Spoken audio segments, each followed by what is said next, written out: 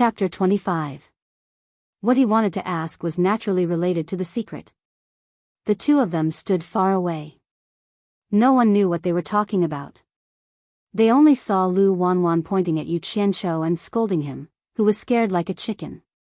When the two of them came back one after another, Lu Wanwan's face was not good. Obviously, he was angry. And Yu Qianqiu was dejected, as if he had been greatly wronged. It made people wonder what the former had done to the latter. In fact, it was nothing. Lu Wanwan made it clear and directly asked him for the secret. Yu Qianqiu denied it and insisted that there was no secret. He only said that his master often gave him some elixirs in the past and he really didn't know the secret. He made up his mind. Since they said there was a secret, he would blame everything on his dead master. You want to know? You can ask my master. After learning the truth from Wu Baoru, Lu Wanwan had already regarded Yu Qianqiu as a scoundrel. Naturally, he didn't believe what he said. After asking for a long time, he still didn't get the reason. Lu Wanwan was so angry that he shouted. In the end, he even threatened Yu Qianqiu, but Yu Qianqiu still insisted that he didn't know. Lu Wanwan said, "You won't tell me, right? You will tell me when you are obedient." The two of them parted on bad terms. Then, he pulled Gao Shiping aside to talk to him with a sullen face. Everyone could see that the atmosphere was a little strange. His granddaughter Lu Xia, however, opened her big eyes carefreely and pestered Yu Qianqiu, asking him to write a song for her. Yu Qianqiu glanced at Lu Xia's exquisite figure that was already beginning to take shape. He cursed the old man in his heart for being so arrogant.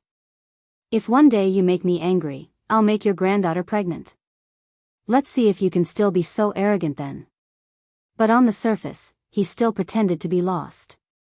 He smiled bitterly and said, "Why should I write a song? It's still unknown whether I can live past this year." Chu Ping, and others were shocked when they heard this. Lu Xia, asked, "Martial uncle, what's wrong?" "What's wrong?" Yu Qianqiu forced a smile and said in a desolate tone, "It's a pity that my teacher died early, and there's no one to protect him. Now that I've offended Elder Wu, I'm afraid that even the sect's elders will want to kill me. Today, your grandfather came here on behalf of the sect leader to make me plead guilty and submit to the law." They looked at each other and thought to themselves, "No wonder Elder Lu brought us here today. I thought he really wanted to broaden our horizons." "Nonsense, my grandpa is not that kind of person." Lu Xia, defended her grandpa. Sigh. Whether it was nonsense or truth, it didn't matter. "Does it mean anything to me? What's in it for me to lie to you?" Yu Qianqiu's expression was bleak and bitter. Everyone was speechless. Suddenly, Yu Qianqiu's eyes lit up and he said emotionally, "If I, Yu Qianqiu, am really guilty, as a man, I will take responsibility for what I've done. Your grandpa doesn't need to say anything, and I will kill myself here to apologize to the world. But I'm innocent, so how am I supposed to plead guilty?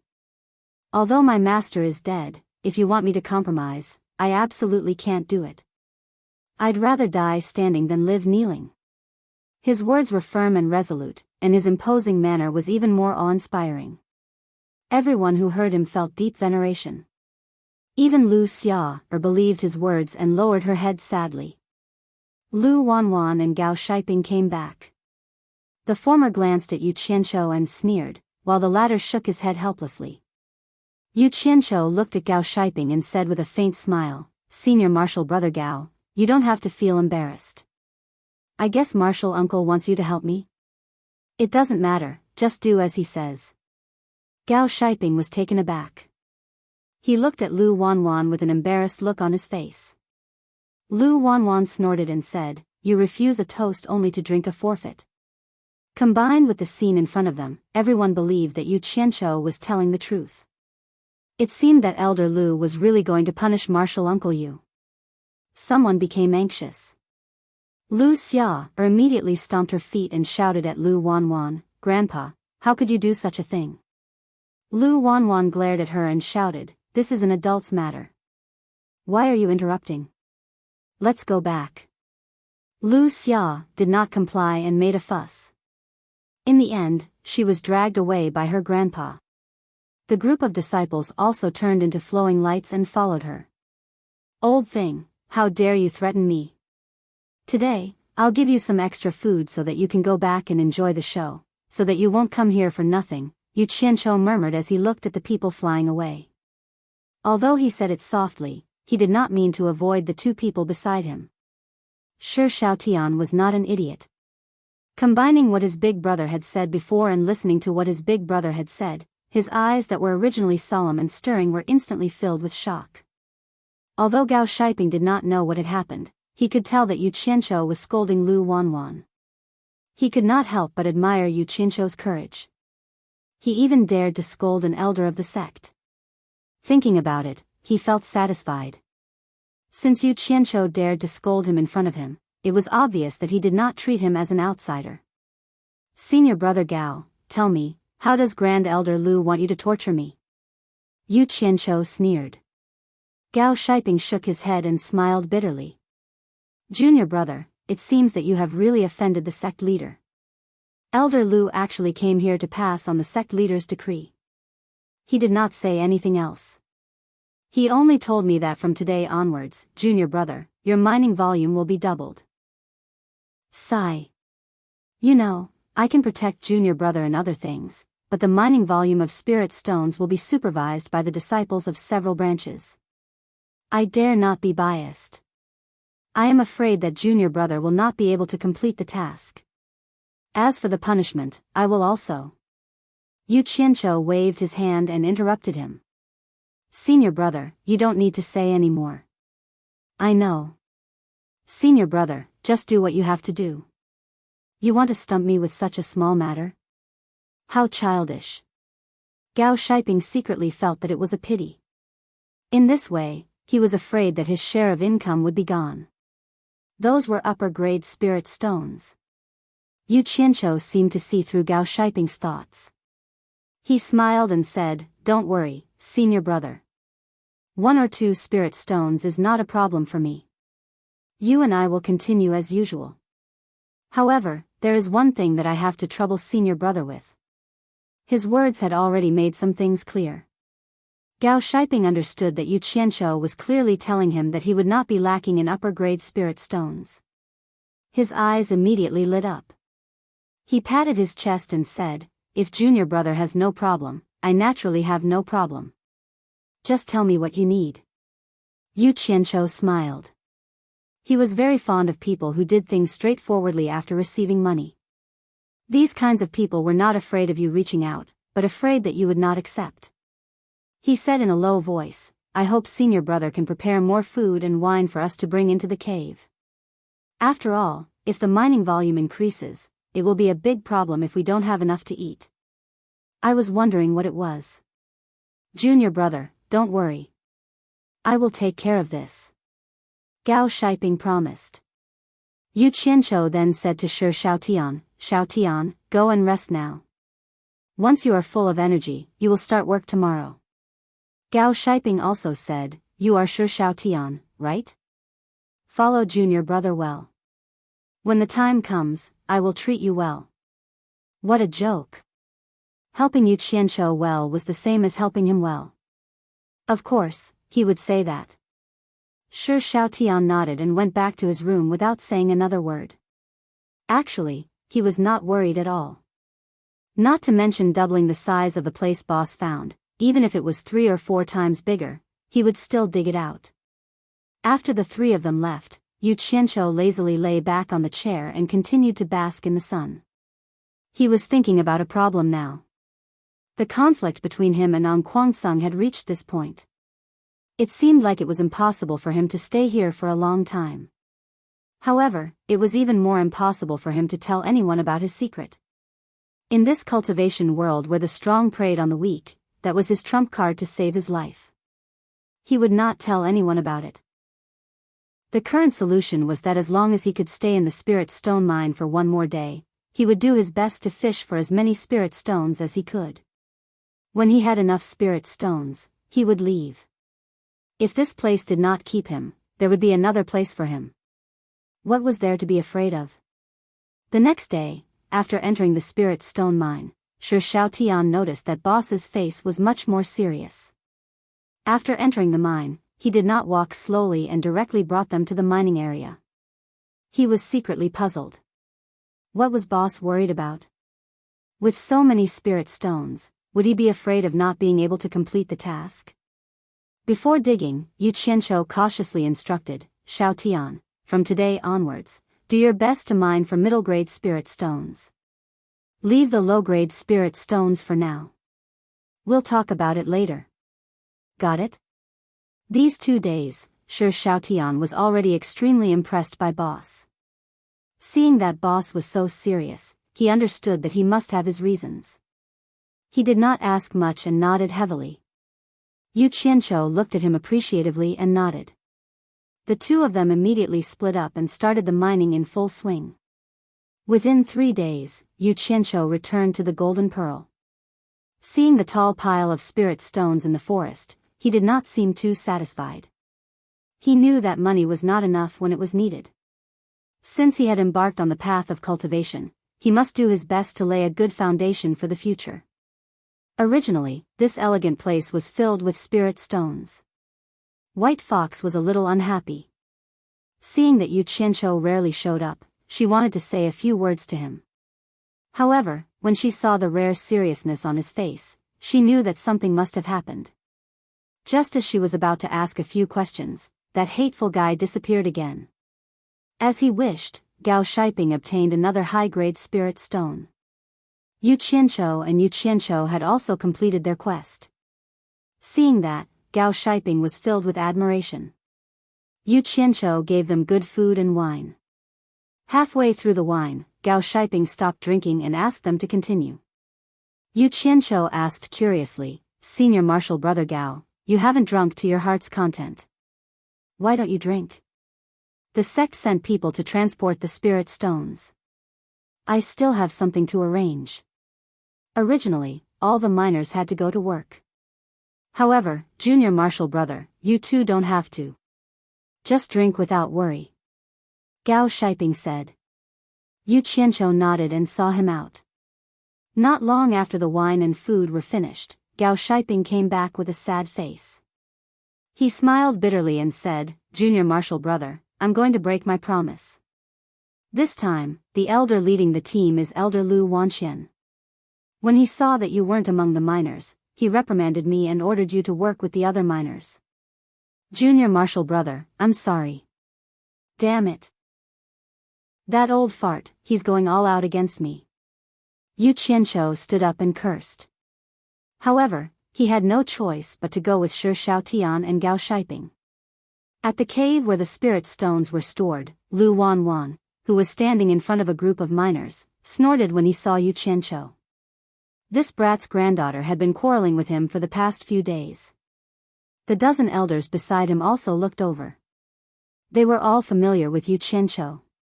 Seeing that everyone was present, Lu Wanwan took out a small golden dragon from the storage pouch at his waist. He made a few hand seals and shot a few white lights at the little golden dragon. Then, he tossed the golden dragon into the air. The golden dragon emitted a dazzling light and grew with the wind.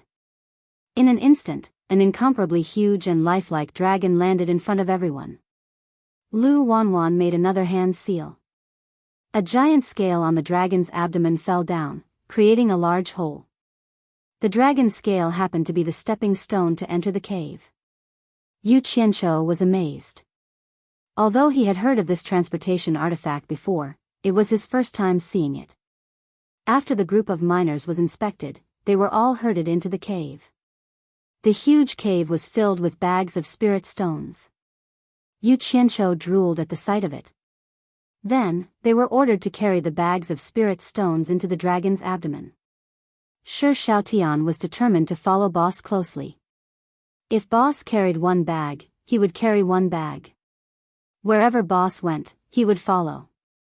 The space in the dragon's abdomen was really big. With so many miners carrying the stones in an endless stream, it was unknown how many bags they had carried. In short, Yu Qianqiu couldn't remember. When they were almost done, the two of them entered the cave again. The cave was already empty except for 2 bags. Yu Qianqiu couldn't be bothered to carry the stones anymore. He pulled Shi Xiaotian to the side. There would naturally be someone else to carry the stones. As expected, 2 miners directly walked over and carried the bags on their shoulders. Put them down. A familiar voice came from behind.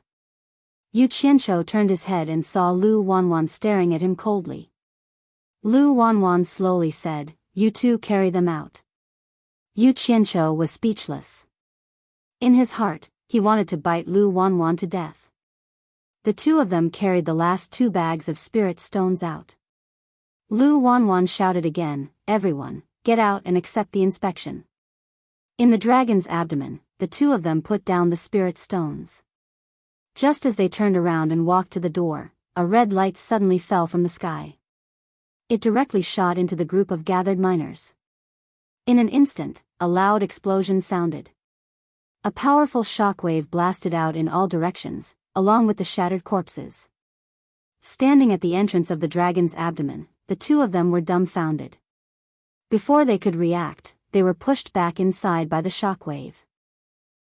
Demonic cultivators are attacking. Disciple on Kwansung, follow me to fight. Lu Wanwan's hysterical shout came from outside. The 2 elders guarding the dragon's abdomen instantly shot out. Chapter 26. Just as Yu Qianqiu and Shi Xiaotian were about to get up, they heard a loud crash above their heads. The dragon's body shook non-stop. When they looked up, they saw several large dents on the top. The sounds of fighting outside seemed to be getting more and more intense. The dragon's body was affected, and the ear-piercing sound of metal shook their ears until they felt dizzy. They really couldn't take it anymore. The 2 of them staggered toward the door, almost unable to stand steadily. Holding on to the door, Yu Qianqiu shook his dizzy head and looked out. He was immediately dumbfounded.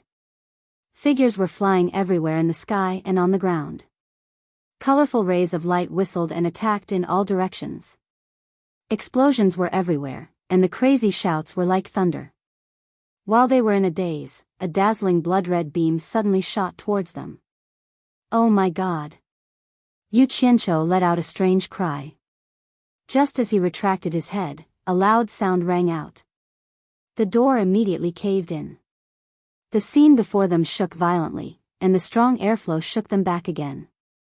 Yu Qianqiu, who fell into the cabin, slapped his buzzing ears with both hands. Before he could recover, another series of violent collisions hit the dragon's body. He was almost stunned. He really couldn't take it anymore. He quickly tore 2 pieces of cloth from his clothes and stuffed them into his ears. When Shi Xiaotian saw this, he also followed suit. With the cloth blocking his ears, the effect was much better. Feeling the violent tremors under his feet, Yu Qianqiu slowly stood up. Shi Xiaotian gestured to him if he wanted to go out. "Damn it. Going out now is not courting death." Yu Qianqiu looked outside the cabin and quickly waved his hand, indicating that he didn't want to go out. The madness outside did not seem to be weakening.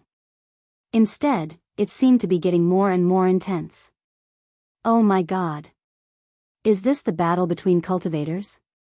This was the first time he saw such a scene. He was shocked and filled with emotions. This is 2F** king crazy. So this is the path I'm walking on. Yu Qianqiu couldn't help but feel his blood boil. He clenched his fists tightly and waved them around. Awesome. Cultivators, don't run. I'm here to join in the fun. Of course, when he said that he wanted to join in the fun, he didn't mean that he was going to die now. He was probably referring to one day in the future. Shi Xiaotian couldn't hear what his boss was saying, but he could tell that his boss was very excited. Due to the violent shaking of the dragon's body, the stacks of spirit stones in the warehouse finally toppled over. Yu Qianqiu's eyes lit up. With so many spirit stones, why would I need to dig? Anyway, I don't plan to stay in Kwansung for long. In short, if not now, then when? Baby, I'm coming. Yu Qianqiu waved his hands and touched the spirit stones. Bags of spirit stones disappeared without a trace as his hands touched them. Shi Xiaotian suspected that his eyes were playing tricks on him. After confirming that he was not mistaken, he was so shocked that his mouth could not close, and his mind went blank. When the last bag of spirit stones disappeared, the wealth that An Kuangsung had accumulated in this spirit stone mine for more than half a year had been swept clean. Yu Qianqiu looked inside the warehouse, and after confirming that there was nothing missing, he patted his stomach in satisfaction. His gaze fell on the dumbfounded Shi Xiaotian, and he chuckled. He walked over and said, "I'll send you to a fun place." After saying that, he didn't care if Shi Xiaotian heard him or if he was willing. He grabbed his hand and threw him into the golden bead. The one who found it the most unbelievable was probably the white fox. She finally knew how crazy Yu Qianqiu was. When the first bag fell from the sky, the white fox looked at it leisurely. But for the rest of the meal, the bags did not stop. They fell crazily until they piled up into a small mountain. She could no longer be indifferent. In a flash, she appeared in the bamboo pavilion, out of the forest, and stood in front of the huge pile of falling objects. She frowned slightly, wondering what Yu Qianqiu was doing. Her slender, jade-like fingers drew a white ray, and the cloth bag tore open with a hiss. The spirit stones scattered all over the ground. The white fox was slightly stunned, and her slender fingers drew a few more white rays. Hiss, hiss, hiss. More than 10 cloth bags were cut open, and the spirit stones rolled down. Her alluring red lips opened slightly, and she was stunned. Could it be that this mountain of cloth bags were filled with spirit stones? Oh my God! Where did all these come from? While she was still in shock, someone suddenly shouted in the sky. She looked up and saw a figure land on top of the cloth bags and roll down. Shi Xiaotian fell to the ground and got up. A peerless beauty was standing in front of him. Both of them asked in surprise, Yu Qianqiu originally wanted to hide in the golden bead, but there was a serious problem in front of him. When he entered and exited the golden bead, he would return to the same place he entered from. If he entered from the warehouse, what if the transportation artifact shrank back to its original size when he came out? What would happen then? Would it become a concentrated essence? This was a risk he could not take. He shuddered at the thought of it. Yu Qianqiu hid at the entrance of the warehouse, waiting for an opportunity to slip out and escape. The commotion outside was getting quieter and quieter.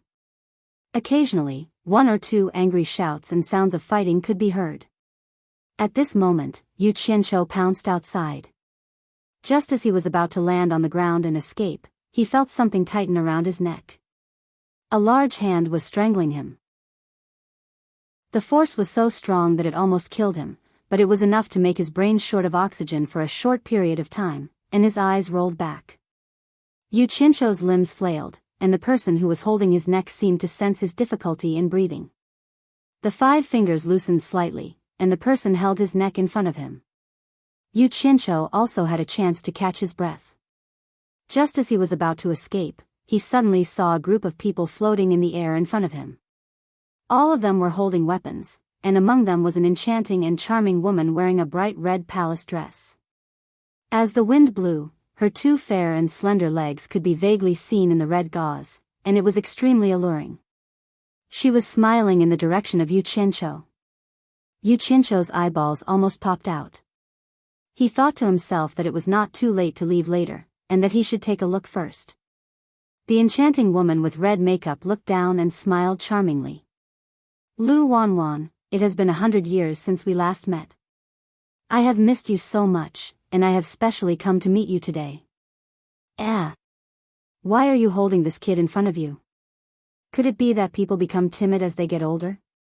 Do you need to find a kid to boost your courage? Hee hee. The group of people behind her also burst into laughter. Lu Wanwan, with messy hair and a trace of blood at the corner of his mouth, angrily shouted, "Demonic woman, shut up. Don't think that I don't know what you are planning. You know that I, An Kuangsung, am transporting spirit stones today, so you came here to steal them. The devil path evildoers are extremely shameless, and only dare to do some sneaky things. If you have the ability, come to my Qingguang mountain. Damn it. It's really this old bastard. With such a loud voice, he sprayed spittle all over my face. If you want to die, then go ahead and die. Why are you pulling me and not letting go? I've never heard of anyone pulling their own people down with them before they die. Yu Qianshou could tell that the person who was holding his neck was Lu Wanwan. He. Go to An Kuangsung. The woman with red makeup laughed tenderly. She stretched out her arms and gently stroked her hair. Although An Kuangsung is getting weaker with each generation, those old monsters hiding in the back mountains still have some ability. I am just a weak woman, so how would I dare to take risks? Therefore, I can only bully a big man like you here. This doesn't seem to be too much. It's a pity that the spirit stones that An Kuangsung has accumulated for more than half a year are going to belong to me. Sigh. Lu Wanwan, seeing that you are acquainted with me, as long as you kneel down and beg for mercy, I can consider letting you live. The people behind her burst into laughter again. This elder sister's voice was really pleasant to listen to. Yu Qianshou was a little dazed as he listened. His back gradually leaned against Lu Wanwan's body. 100 Charm Demon Lady. Do you see who I'm holding in my hand? As Lu Wanwan spoke, his 5 fingers tightened again. Yu Qianshou, who had just leaned against him, was pinched by the neck and pushed away. The latter held his breath, and his throat emitted a ka-ka sound. Fortunately, his 5 fingers loosened after that. The people floating in the air were stunned when they heard this. The 100 Charm Demon Lady carefully sized up Yu Qianshou. She didn't see anything special about him, nor did she feel that she had seen him before. She couldn't help but cover her mouth and laugh. Lu Wanwan, you want to threaten me by simply holding a low-level disciple of An Kuangsung as a hostage? Do you really think that I am as stupid as you? Haha. Lu Wanwan laughed wildly. Demon woman, others may not know, but do you think I don't? For the past 100 years, my junior brother has been depressed because of you and has been lonely all day. I don't think you have forgotten my junior brother, have you? Are you really here to steal spirit stones? You must be here to vent your anger after hearing about my junior brother's death, right? The ones who killed my junior brother are the Daluo sect. Why don't you go and vent your anger on them? Humph. Do you know who is in my hand? It is the direct disciple who is as close to Hao Wuwei as father and son. Demon woman, if you dare stand in my way, I will definitely kill him. Yu Qianshou's body trembled when he heard the first part of the sentence. He vaguely guessed that the person Lu Wanwan was talking about was his master. However, when he heard that the person was called Hao Wuwei, he immediately understood that Lu Wanwan was probably trying to pass off a fish's eye as a pearl and find an opportunity to escape. But this was also good. If that big sister was really his master's lover, he really wouldn't dare to have any improper thoughts. The 100 Charm Demon Lady stared at Yu Qianshou with a glint in her eyes. Her expression turned solemn and she said sternly, so what if he is Hao Wuwei's disciple? The disciple of such a heartless person is definitely not a good person. Even if you don't kill him, I will kill him as soon as possible. As soon as she finished speaking, she turned into a red shadow and pounced forward like a ghost. F***CK. No matter how beautiful a girl is, her life is more important. Yu Qianshou was startled. Just as he was about to hide in the golden bead, his neck suddenly tightened, and his mind temporarily blanked out. He vaguely felt that he was thrown away by Lu Wanwan. As soon as he regained consciousness, he felt a soft fragrance wrap around him. When he opened his eyes again, he was already lightly landing on the ground. Above him, a group of people chased after Lu Wanwan.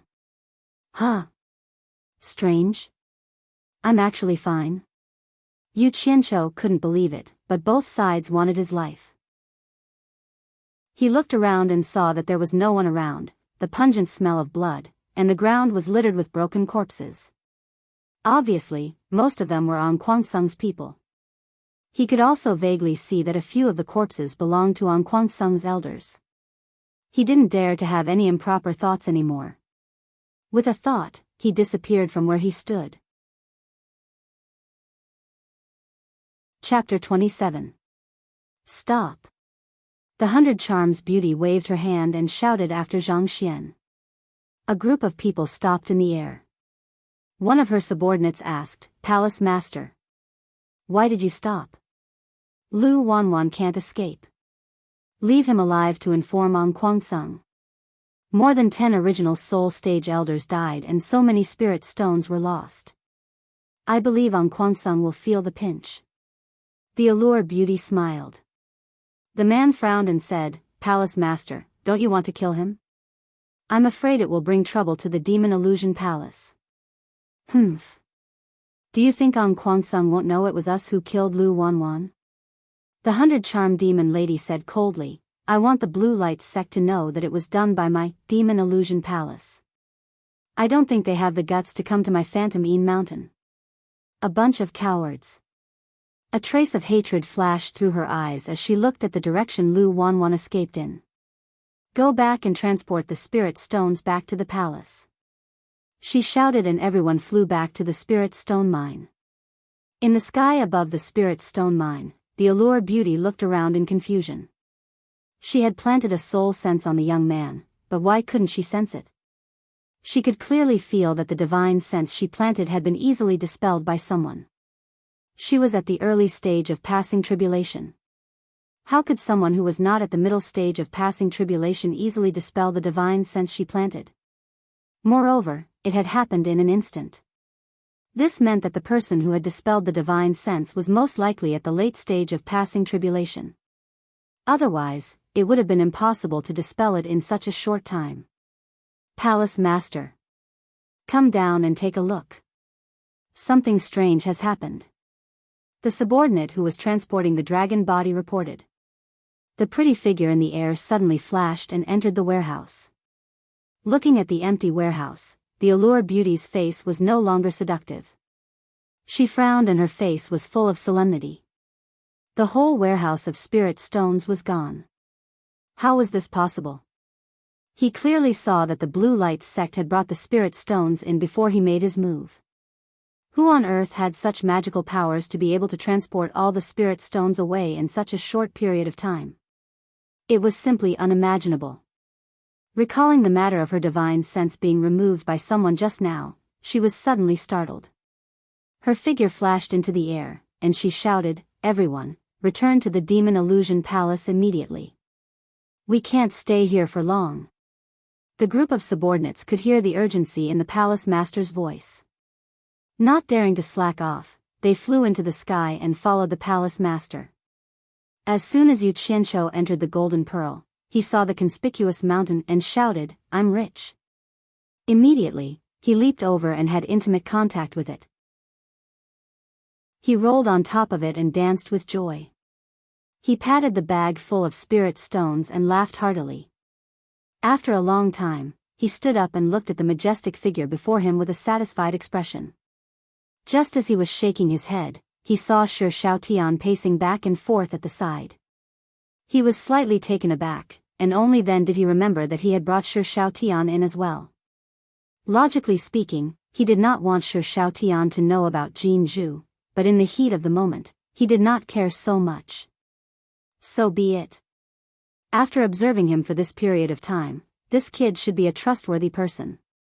Suddenly, he realized that something was wrong. Shi Shaotian seemed to have been walking in circles within a radius of tens of meters. Could it be that this kid had nothing better to do and was taking a walk? Unlikely. He could not help but shout, "Shaotian, what are you doing?" No response. He shouted a few more times, but there was still no response. It seemed that he could not even see that he was standing in front of him. Yu Qianshou felt strange and walked over to see what he was doing. But as soon as he walked within tens of meters of Shi Shaotian, there was a force that repelled him. The harder he tried, the stronger the force became. Yu Qianshou understood that there was no one else here except for Sister Bai. She must have done something. He immediately passed through the forest and came to the bamboo house. In the bamboo pavilion, the music was still playing, and the beauty was sitting. He laughed and applauded. "The beauty really plays the zither well and sings a good song." The white fox did not even bat an eyelid and ignored him. Yu Qianqiu sat in front of her and said with an awkward smile, "Good sister, release the people outside. He's my friend." The music suddenly stopped, and the white fox glanced at him coldly. A certain someone jumped in fright. He had never seen such a sharp look from her. The former said coldly, "It's because I know you sent him in, or else I would have dug out his shifty eyes long ago. He's not welcome here. I'll let him out when you decide to send him out." Yu Qianqiu was stunned. He thought to himself, how did Shi Xiaotian's eyes offend you? Looking at the peerless beauty in front of him, he immediately reacted and shook his head with a bitter smile. "With your beauty, which man wouldn't take a second look at you? Forget it, I won't say any more. Xiaotian, you're out of luck. Turn around." The white fox said with a slightly surprised look. "What?" Yu Qianqiu was stunned. The white fox glared at him and scolded, "I told you to turn around. Didn't you hear me? No way. Sister. You won't even let me look." The other party's pretty face turned cold. Yu Qianqiu did not dare to speak anymore and obediently turned around. Two slender fingers reached out and touched Yu Qianqiu's back. Before he could react, he heard the white fox say, "It's done." He turned around and saw a transparent flame on top of her slender fingers. "What is this?" "It's on my body?" Yu Qianqiu asked suspiciously.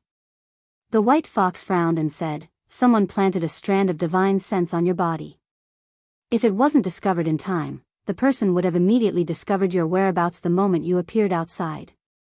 Judging from this divine sense, the person is a woman. I'm afraid her cultivation level has already reached the early stage of the tribulation passing stage. Could it be her?" Yu Qianqiu let out a strange cry. He had already suspected the temptress of 100 charms, but he was not sure why she had done this. Could it be that she had discovered that he had stolen the spirit stones? The white fox did not say anything else. A ball of flame appeared on her fingertip and wrapped around the strand of divine sense, turning it into smoke in an instant. Looking at the strand of divine sense that had turned into smoke, Yu Qianqiu's expression turned serious. He tapped his fingers on the stone table happily, thinking about what he should do from now on. The white fox did not disturb him. This scene was familiar to her many years ago. The scholar was frowning as he pondered over the questions in his book while she watched quietly from the side. She liked this feeling very much.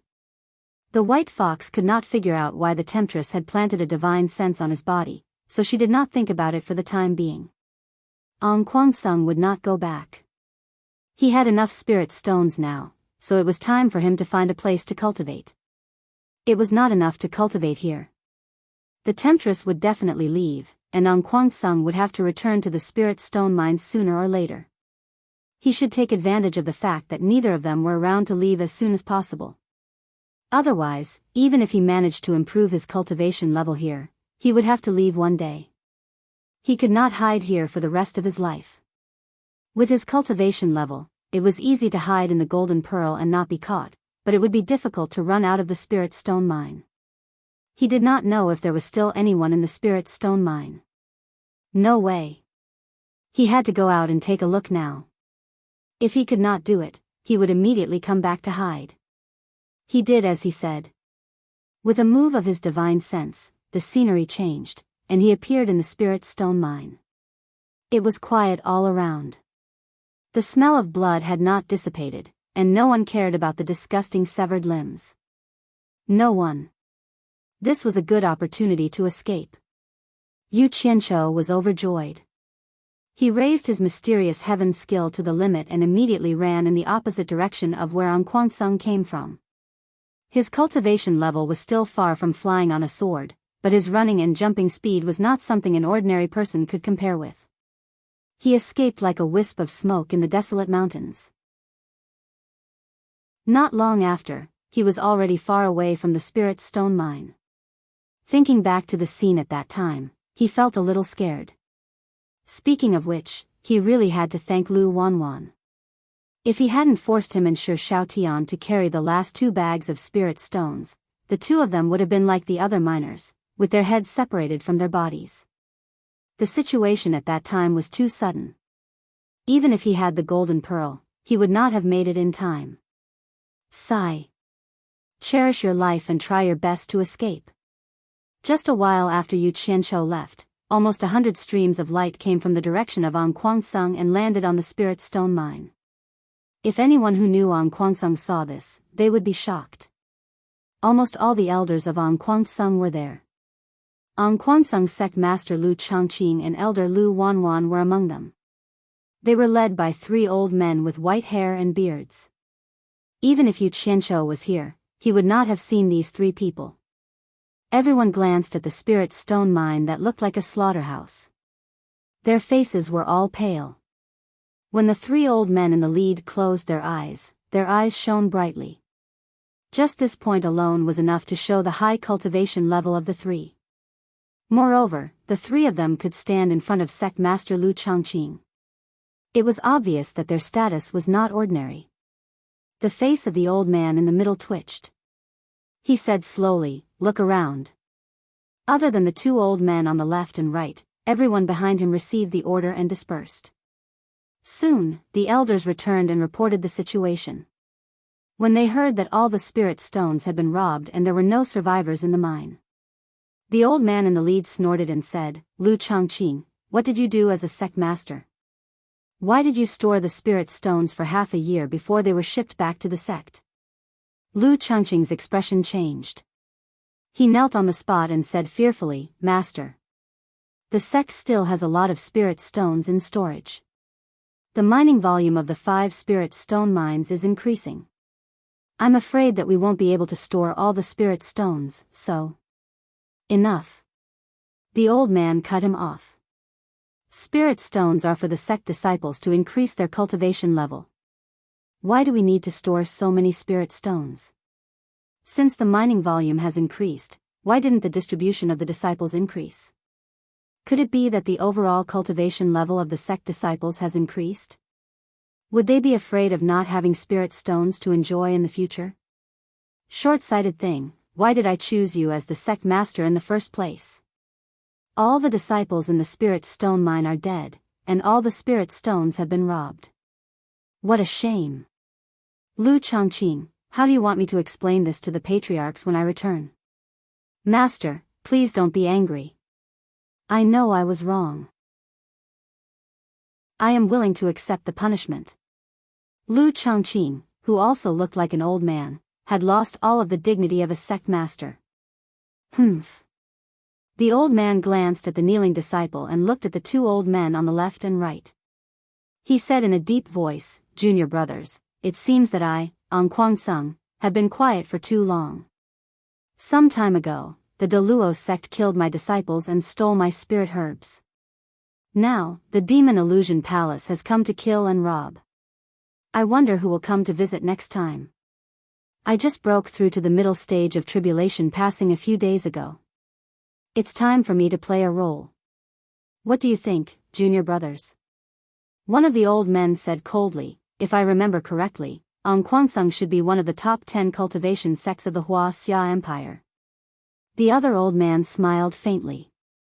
"It seems that the cultivation world is too quiet now." Chapter 28.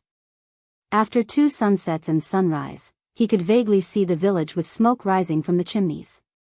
Believing that Kuangsung would not find him, Yu Qianqiu, who was panting, stopped and returned to the golden pearl. The big pile of spirit stones was still there. Looking at Shi Shaotian again, he was sitting there dejectedly, as if he had no hope of getting out. Yu Qianqiu looked at him and shook his head. He passed through the forest and walked into the bamboo pavilion.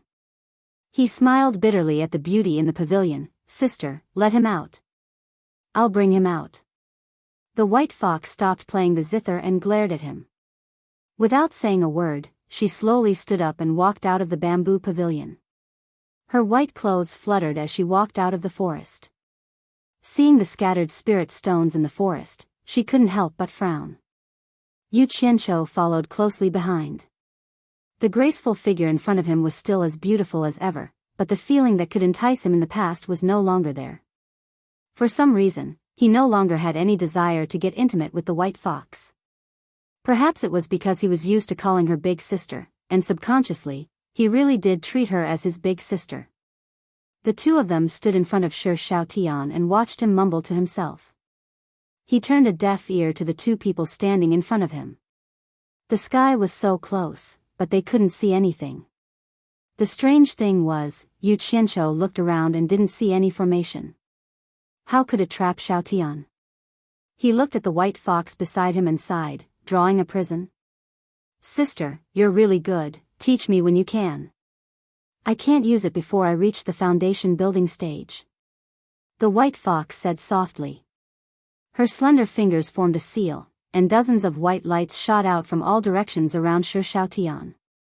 Yu Qianqiu looked carefully. The things that were shot out were actually spirit stones. The sister beside him waved her arm, and dozens of spirit stones fell onto the pile of cloth bags. So they were using local materials. Just like that, they trapped Shi Xiaotian for 2 days.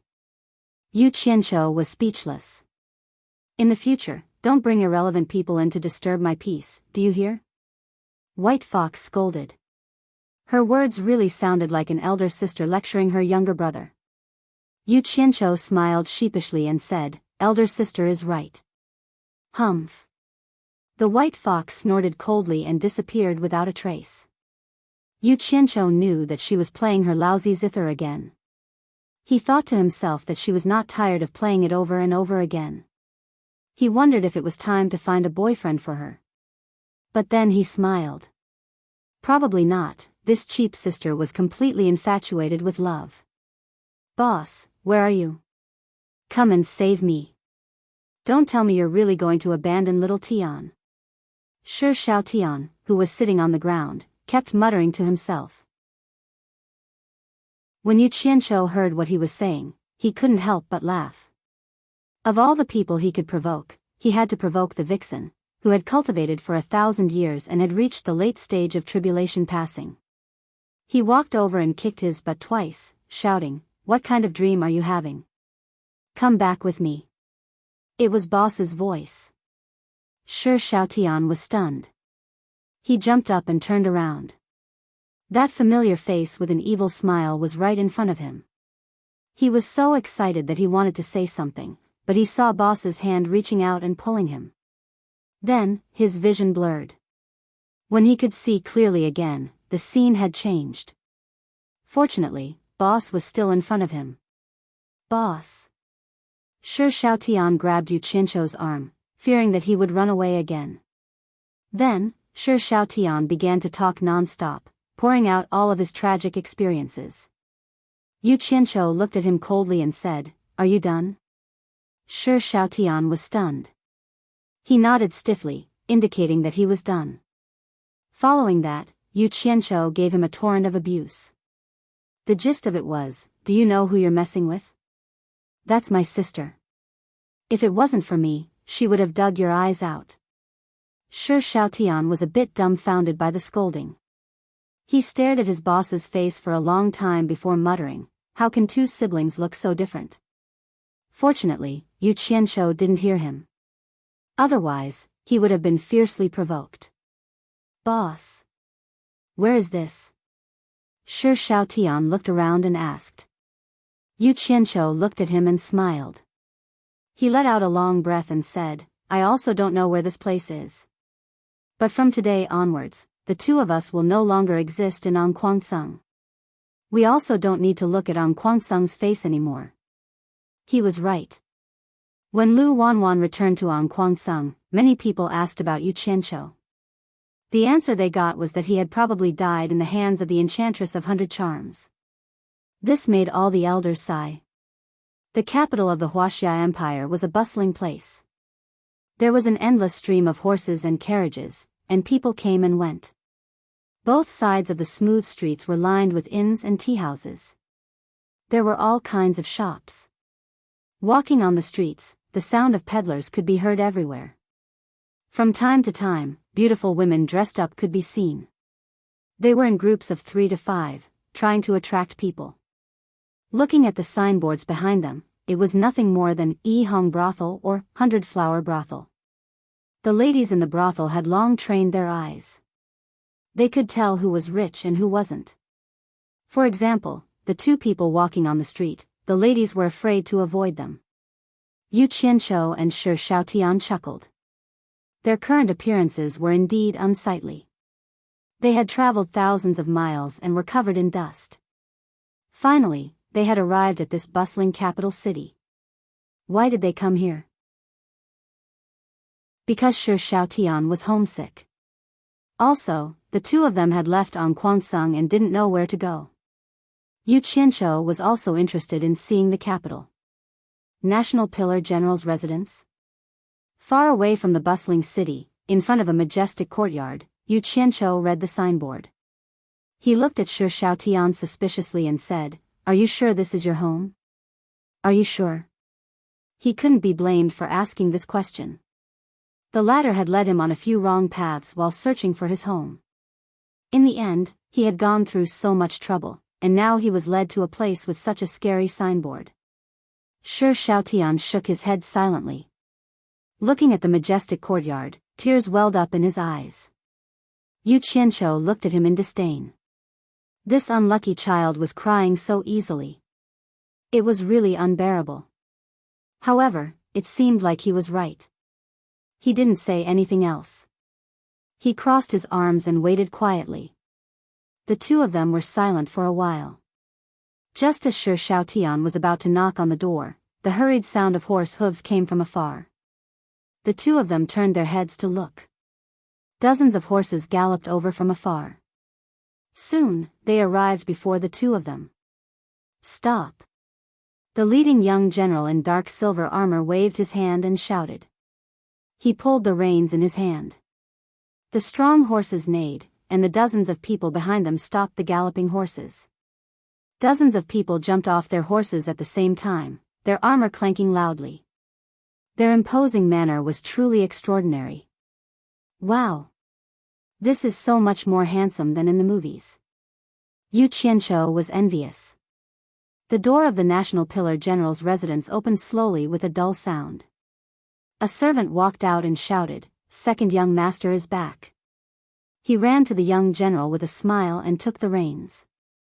The young general glanced at Yu Qianqiu and Yu Qianqiu at the door. His gaze landed on Shi Shaotian. He paused for a moment. Then, he looked forward and strode inside. "Second brother." The young general who had just stepped on the stairs was shocked. He turned his head slowly and looked at Shi Shaotian in disbelief. He looked at him up and down. Then, he turned and said in surprise, "Third brother? Is that you, third brother?" "Second brother. It's me. I'm Shaotian." Shi Shaotian stumbled over. "Third brother, it's really you," the young general exclaimed. The two brothers ran over and hugged each other. The servant holding the horse paused for a moment, then immediately handed the reins in his hand to a soldier beside him, and hurriedly ran into the mansion. After a few words, the young general suddenly pushed Shi Shaotian's shoulder away. He looked at his younger brother and said, "Third brother, didn't you get taken away by the immortals to cultivate? How did you end up like this? And this is..." The last sentence was directed at Yu Qianqiu. The latter nodded and smiled at him. Shi Shaotian was speechless. With tears on his face, he shook his head and choked, "Are father and mother healthy?" "Haha." The young general laughed and patted his brother's shoulder. "Come, let's talk inside." Then, he waved at Yu Qianqiu and said, "This brother must be a friend of my third brother. Please come in and have a seat." Yu Qianqiu cupped his hands in thanks and followed the two brothers into the residence. The moment they entered, they could feel the oppressive aura of nobility. They were surrounded by pavilions and flowers. Servants shuttled back and forth, showing the extraordinary status of this family. Before the three of them reached the richly ornamented main hall, a group of people with a beautiful woman in their arms hurried towards them. They saw her calling from afar, "San'er." On the other side, Shi Shaotian struggled free from his brother's arms and ran over, shouting, "Mother! The mother and son, who hadn't seen each other for a long time, hugged each other and cried. The latter knelt down and refused to get up. Yu Qianqiu couldn't bear to watch the crying scene, so he closed his eyes to rest. Shi Xiaotian's second brother glanced at him and frowned. Mother, third brother, big brother is back. The young general smiled and turned around, shouting, Big brother, look who's here. Yu Qianqiu, who was resting with his eyes closed, also heard someone coming from behind. He opened his eyes and turned around. A young man dressed like a civil official walked in with a smile on his face. When he heard his second brother's words, he stopped smiling and looked at the person kneeling at his mother's feet. When he saw who it was, he exclaimed, Third brother, why are you back? You, how did you end up like this? As he spoke, he looked at his brother, who was dressed in rags, with surprise in his eyes. Shi Xiaotian stood up and shyly called out, Big brother. Haha. Third brother is back. Good, good, good. Today is really a double blessing. Shi Xiaotian's big brother clapped and laughed. Everyone was a little baffled by his words. The second general said in a daze, Double happiness? Could it be that big brother has taken a fancy to some young lady? Since third brother is back, tell me about it. The civil official glared at his second brother and ignored him. He walked to Shi Xiaotian and patted his shoulder, smiling, Third brother, we're going to be kindred spirits soon. Haha. Come to think of it, it's quite a coincidence today.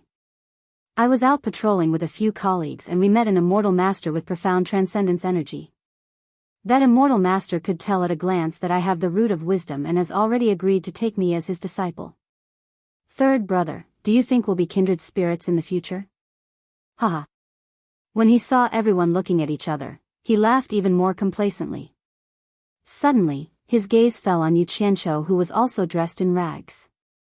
His laughter stopped abruptly and was replaced with arrogance. He frowned and snorted, Who is this? Since when did the pillar of the state general's mansion become a place where people can come and go as they please? Chapter 29. Are you referring to me when you say someone who can come and go as he pleases? Yu Qianqiu narrowed his eyes as he stared at him. A hint of fierceness flashed through his eyes, and a hint of coldness floated through his indifferent words. In his previous life, although he was part of the underworld, he was also an overlord of an underground kingdom. The aura that he exuded unconsciously made him look down on everyone else. Although the people present were also people who had been above others for a long time, they relied on their illustrious family backgrounds. Facing Yu Qianqiu's aura that had been tempered through killing and decisiveness, they immediately paled in comparison. The second son of the junior general was slightly surprised. He was also a man who had fought on the battlefield. He wondered what kind of person his third son's friend was. Judging from his aura, it was impossible for an ordinary person to fake it. There seemed to be a faint scent of blood in his aura. It was impossible to have such an aura without dozens of lives on his hands and a long period of experience as a decisive person. This aura seemed to be frequently seen on his father, the pillar of the nation. The others also felt that familiar aura and were momentarily speechless. The second son of the civil official, who had been arrogant just a moment ago, was stunned by Yu Qianqiu's words. The beautiful woman with tears on her face also stopped crying and looked at him in surprise. It was also Shi Xiaotian's first time seeing Yu Qianqiu like this. It seemed that his big brother had really angered him. He shook his head slightly and walked to his big brother's side with a smile. He turned to everyone and said, Mother, big brother, second brother. This is my martial uncle and also my savior. If it wasn't for martial uncle, I'm afraid that little Tian would never be able to see mother and my two brothers again. The reason why he introduced his big brother to his family as his martial uncle was obvious. He was naturally afraid that his family would look down on his big brother and cause trouble. He then introduced his three relatives to Yu Qianqiu. This person was actually little Tian's martial uncle. Wasn't that also an immortal? The few of them were surprised by how young Yu Qianqiu was. At the same time, they felt uneasy and thought that they had neglected him just now. One had to know that in the Huaxia dynasty, even the current emperor would treat cultivators with great courtesy. However, they had just cast them aside, and the head of the civil officials had even spoken rudely. The second general immediately bowed and said, "Junior Shi Yin Tian greets Senior Immortal." Yu Qianqiu nodded indifferently. The civil official leader was a little fearful as he bowed and said, "Junior Shi Yu Tian greets Immortal Elder. I didn't know Immortal Elder's identity just now and have offended you. I hope Immortal Elder will forgive me." Yu Qianqiu glanced at him coldly, showing no intention of forgiving him at all. The former's face immediately turned pale. Seeing her eldest son's embarrassment, the beautiful woman also saluted and said, "This Mistress Li Hongniang greets Immortal Master. My husband is away on an expedition, and my eldest son lacks discipline. I hope Immortal Master will forgive us if we have offended you." Yu Qianqiu really didn't plan to let go of the Shi clan's eldest son. He had suffered so many sarcastic remarks in Anquansung, but he had no choice but to lower his head. He didn't think that a mere mortal would dare to speak rudely to him. This immediately ignited the suppressed anger in his heart. But this woman's words had a hidden meaning. "My husband isn't here, as an immortal, you wouldn't bully my son." Moreover, Shi Shaotian was looking at him with a pleading expression, so he could only suppress the anger in his heart. "Madam, there's no need to be so courteous." His words meant that he would no longer pursue the matter of the eldest son. Li Hongniang and her 3 sons hurriedly thanked him and ordered the servants to prepare food and wine to properly entertain the immortal. Yu Qianqiu tactfully refused. They had only just met, and things had already turned out like this. What was the point of eating and drinking together? Actually, there was another reason why he didn't get angry.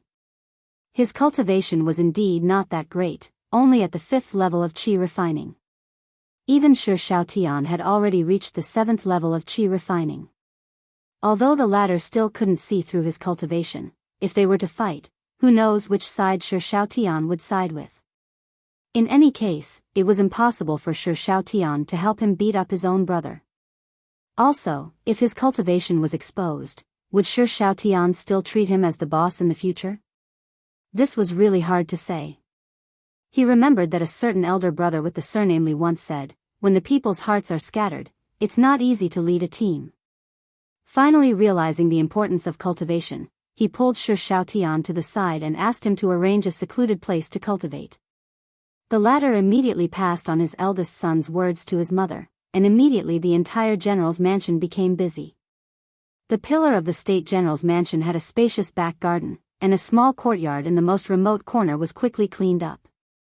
The general's mansion issued a ban, and without permission, no one was allowed to enter the back garden. "Shaotian, if your family asks about your experiences, I think you should choose to tell them. Knowing too much won't do them any good. Also, it's best not to let outsiders know about what we're doing here. Otherwise, if Anquansung finds out one day, we'll be in big trouble," Yu Qianqiu said. The small courtyard was remote and quiet, and he was very satisfied. At this time, there were only the 2 of them in the small courtyard. "I understand." Shi Shaotian nodded. A year quickly passed, and the back garden of the pillar of the state general's mansion became a mysterious place. Other than the 3rd young master Shi Shaotian, no one else had seen the immortal living inside. As for the matter of the immortal living in the back garden, the general's mansion had issued a strict gag order.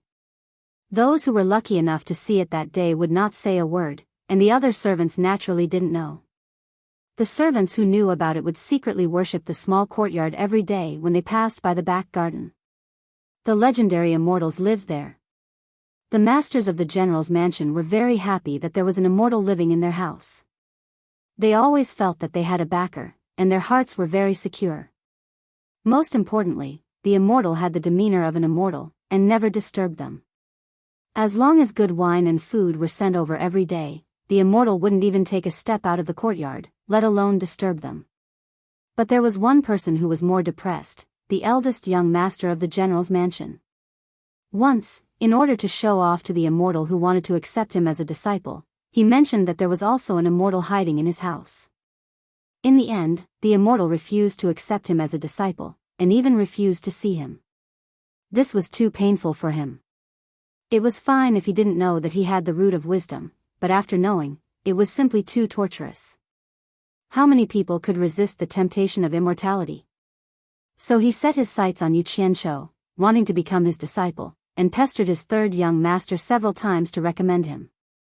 But his third young master didn't agree at all, and said, "Big brother, I really can't see where you have the root of wisdom, you must have been tricked by someone." He was obsessed and didn't believe it no matter what, thinking that his third young master didn't want to recommend him because he had offended his martial uncle, and because of this, he blamed his third young master. There was one time when he was blinded by lard, and he barged into the small courtyard, intending to beg Yu Qianqiu to accept him as a disciple. In the end, the moment he stepped into the courtyard, he felt like he was in a fog, and he couldn't get out no matter how many twists and turns he went, and he didn't see a single person. This was originally a simple formation that Yu Qianqiu learned from the white fox in case someone barged in, and he set it up in the courtyard. Although it wasn't a powerful formation, it wasn't a problem to trap a mortal, but he didn't expect it to trap this guy. When Shi Shaotian found out, he didn't know whether to laugh or cry. He could bring his big brother out, but it wasn't good for him to do that, so he could only beg Yu Qianqiu to let him go. After Yu Qianqiu understood why Shi Yutian was trapped, he shook his head and refused Shi Shaotian, saying that he wanted to keep Shi Yutian trapped for a few more days, and if he didn't let his big brother suffer a little, he was afraid that there would be no end to it. Shi Shaotian thought about it and agreed. But after 2 days, Li Hongniang became anxious, and she couldn't find her eldest son anywhere, and the imperial court was also looking for him everywhere. In the end, Shi Shaotian was afraid that his mother and second brother would be too anxious, so he told his family that his big brother had barged into his martial uncle's courtyard and was trapped. Li Hongniang and Shi Yintian were shocked, and they quickly went to the courtyard in the back garden, but they didn't dare to enter the courtyard again. They saw Shi Yutian running around like a headless fly, and it was obvious that he was very weak since he hadn't eaten or drunk anything for 2 days. The mother and son immediately knelt in front of the courtyard and begged Yu Qianqiu. Yu Qianqiu thought that since the food and lodging belonged to him, he didn't want to go overboard, so he released Shi Yutian and warned him that if he barged in again, he wouldn't let him off lightly. This was only a small matter, but after the mother and son saw Yu Qianqiu's divine power, they respected him even more. After Shi Yutian had a taste of it, his heart itched even more, but he didn't dare to barge in again. Relying on the large amount of spirit stones in the golden pearl, Yu Qianqiu successfully broke through to the 10th level of qi refining in a short period of 1 year. Shi Shaotian reached it earlier than him. After reaching the peak of qi refining, the next step was foundation building. After asking the white fox, a very serious problem was placed in front of him. Foundation building, core bearing, nascent soul, and tribulation passing were the 4 thresholds that cultivators couldn't cross. These 4 thresholds couldn't be crossed without the help of external forces, and the so-called external forces referred to the miraculous pills that could cleanse one's meridians. Why must one cleanse one's meridians? A cultivator's body was like a vessel. If the vessel wasn't strong enough, it wouldn't be able to bear a stronger cultivation.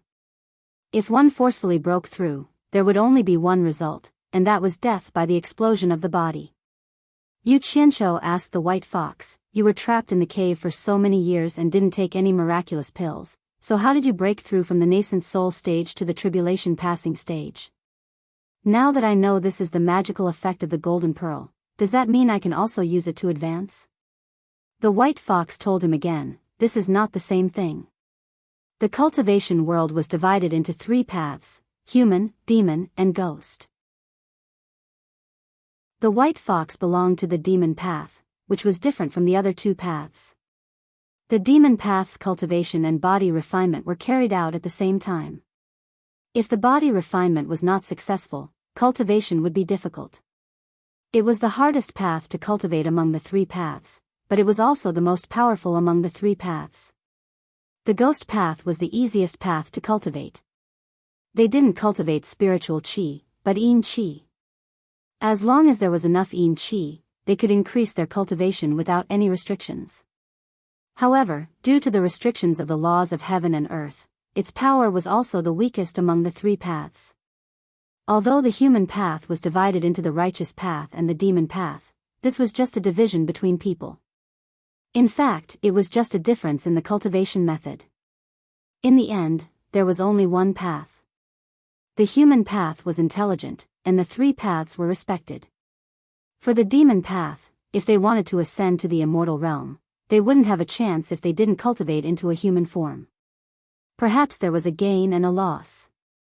The laws of heaven and earth gave the human path the best, but gave it the weakest body. Therefore, the human path could think of many ways to increase their cultivation, but the body was the biggest restriction. In short, it told him that although the golden pearl was extremely strange, since it existed in the world, it had to follow the laws of heaven and earth. Some things couldn't be changed randomly, so it could help demons, but it might not help humans. The white fox also said, when the golden pearl was in my body, although I didn't use it, I could feel the changes in my body and cultivation day after day. How did you feel after swallowing it for such a long time? Yu Qianqiu immediately became dejected, and told her that other than his physique becoming a little better, he didn't feel anything. The white fox sighed. This kind of treasure of heaven and earth must have its own advantages for the human, demon, and ghost paths. There was no other way. It seemed that he still had to get a building foundation pill to build his foundation. She also didn't eat it when he asked the white fox, so she didn't know how it was done. She only knew that the bigger sex should have the recipe to refine the building foundation pill, and it wasn't an important secret.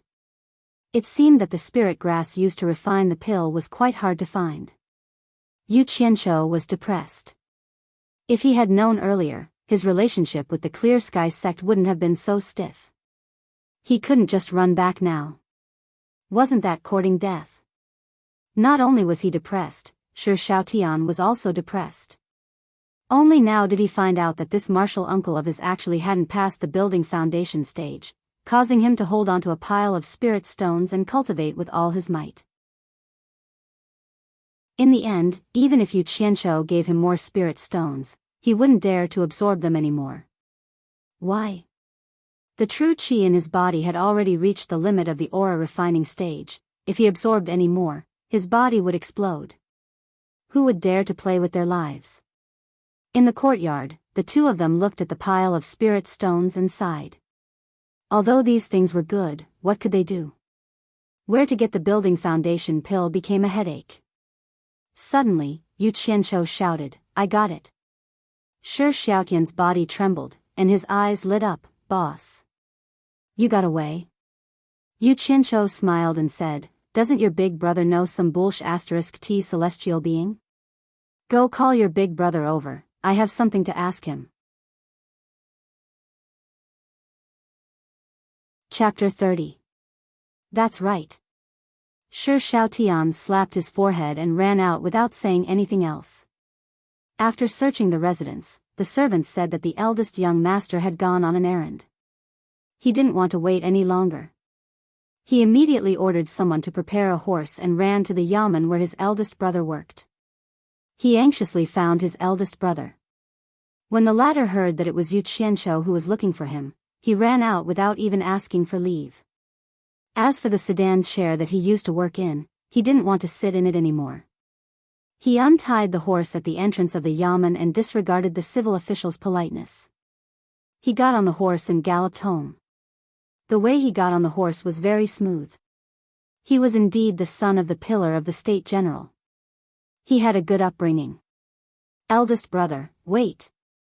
That's my horse." Shi Xiaotian shouted at the entrance of the yamen. However, his eldest brother wouldn't hear him. Even if he did, he probably wouldn't come back. He had no choice but to let his eldest brother's sedan chair bearer carry him back. The servant of the general's residence was stunned when he saw Shi Yutian returning on a horse.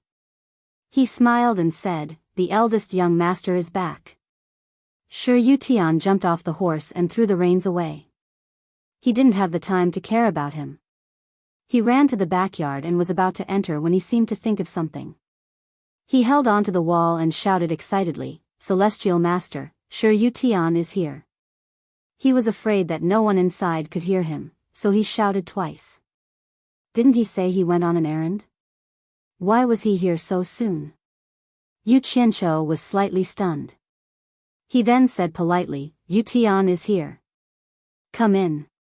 He sounded like a senior talking to a junior.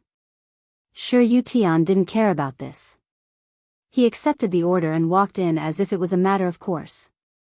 With the permission of the Celestial Master, he didn't encounter the same situation as last time. His anxiety turned into joy. On the steps under the eaves, the Celestial Master was looking at him with a smile. Sure, Yu Tian was so excited that he couldn't speak. He knelt down and kowtowed continuously. What are you doing? I just want to ask you a question. Why are you so excited? I'm not even as old as you. Won't this shorten my life? Yu Qianqiu was a little dumbfounded. He didn't know that Sure Yu Tian would come before his younger brother could explain himself. He hurriedly walked down the steps and helped Sure Yu Tian up. He was so excited that his body trembled a little. Did your brother tell you everything? There is something I need your help with, Yu Qianqiu said with a smile. Sure Yu Tian nodded and shook his head.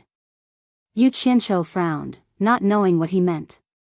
He hurriedly replied, Immortal Master, if there's anything you need, just tell me. As long as it's something I can help with, let alone one, even if it's 100 or 1,000, it's not a problem. That's good. Yu Qianqiu nodded in satisfaction and said with a smile, Last time, I heard that you wanted to become the disciple of an immortal. Where does that immortal live? Can you take me to meet him? Sure Yu Tian hurriedly knelt down again and said, Please don't misunderstand, Immortal Master. I won't look for him again.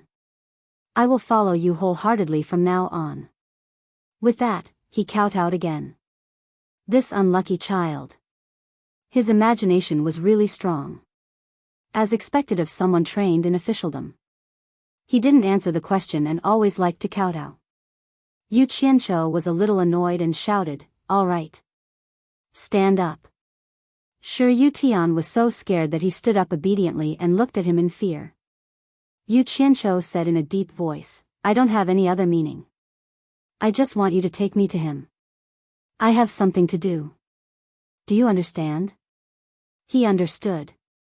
So that was what it was about. He squeezed out a smile and said, That immortal is in the Spirit Stone Temple 30 miles outside the city. He's called the Spirit Stone Immortal. I'll take you there now. Damn it. This guy was a donkey. He couldn't be polite. Yu Qianqiu grunted and thought to himself, Spirit Stone Immortal? He must have a lot of spirit stones. I don't know if he has as many as I do. The two of them walked to the entrance of the general's mansion. Sure Yu Tian had just ordered the servants to prepare a horse when Sure Xiao Tian arrived in a swaying sedan chair. He rolled his eyes at his big brother and asked for another horse. The three of them got on the horse. Sure Yu Tian led the way and ran out of the city.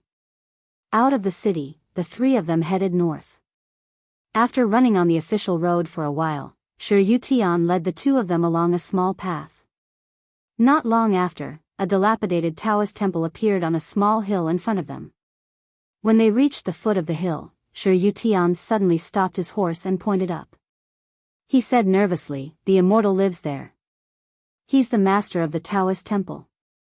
He has a rule that people who go up the mountain are not allowed to ride on a sedan chair or on a horse. Otherwise, he won't meet them. The two of them looked at the small hill that was only a foot tall.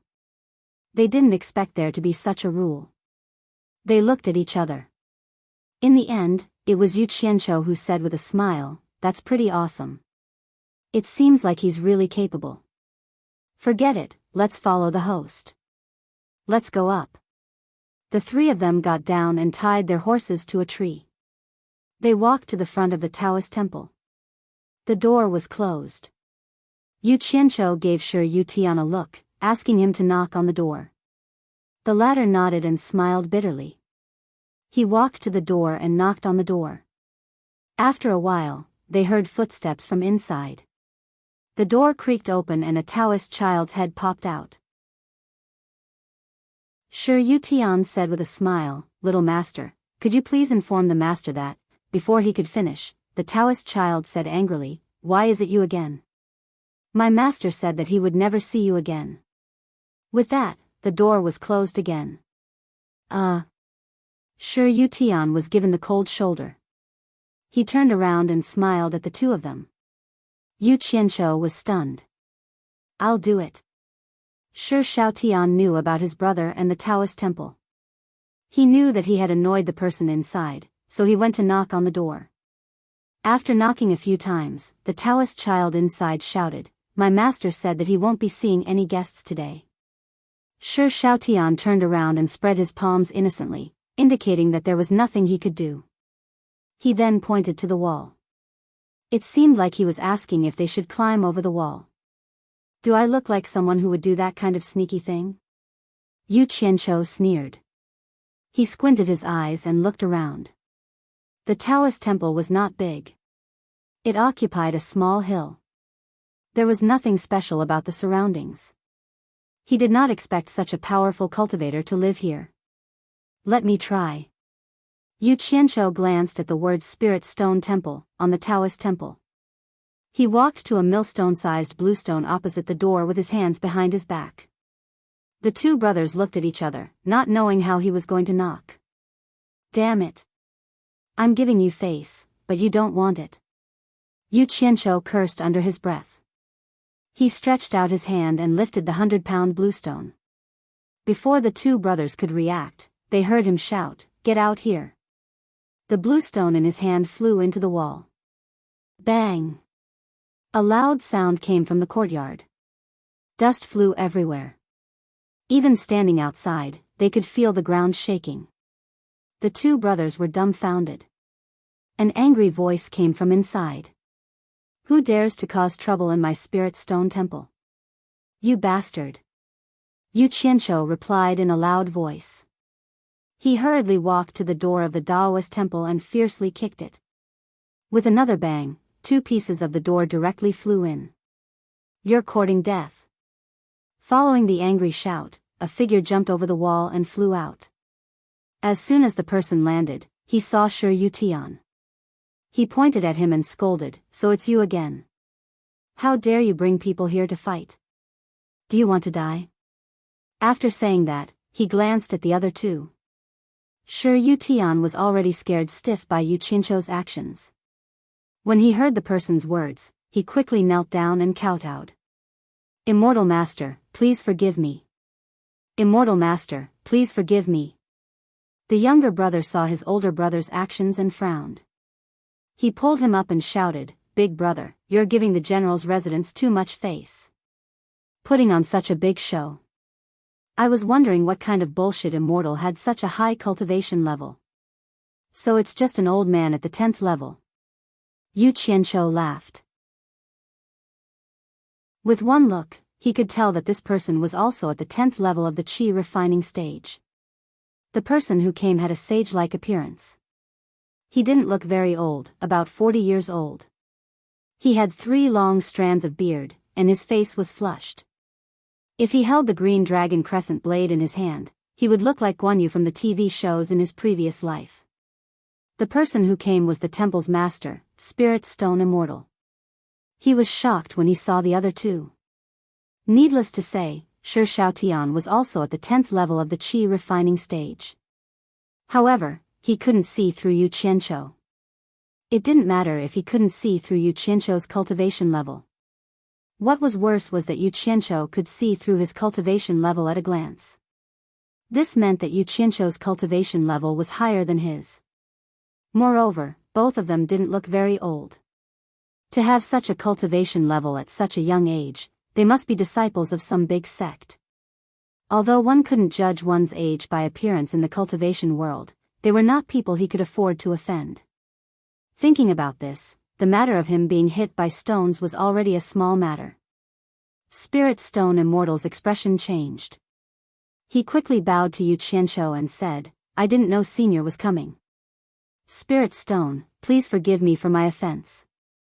Sure Yu Tian was stunned by Spirit Stone Immortal's respectful attitude. What would happen if even an immortal respected him? He looked at Yu Qianqiu with a fiery gaze. Being addressed as senior by such an old person was a little hard to accept. Yu Qianqiu thought about it and felt relieved. The cultivation world was a place where the strong preyed on the weak. Whoever was strong was awesome.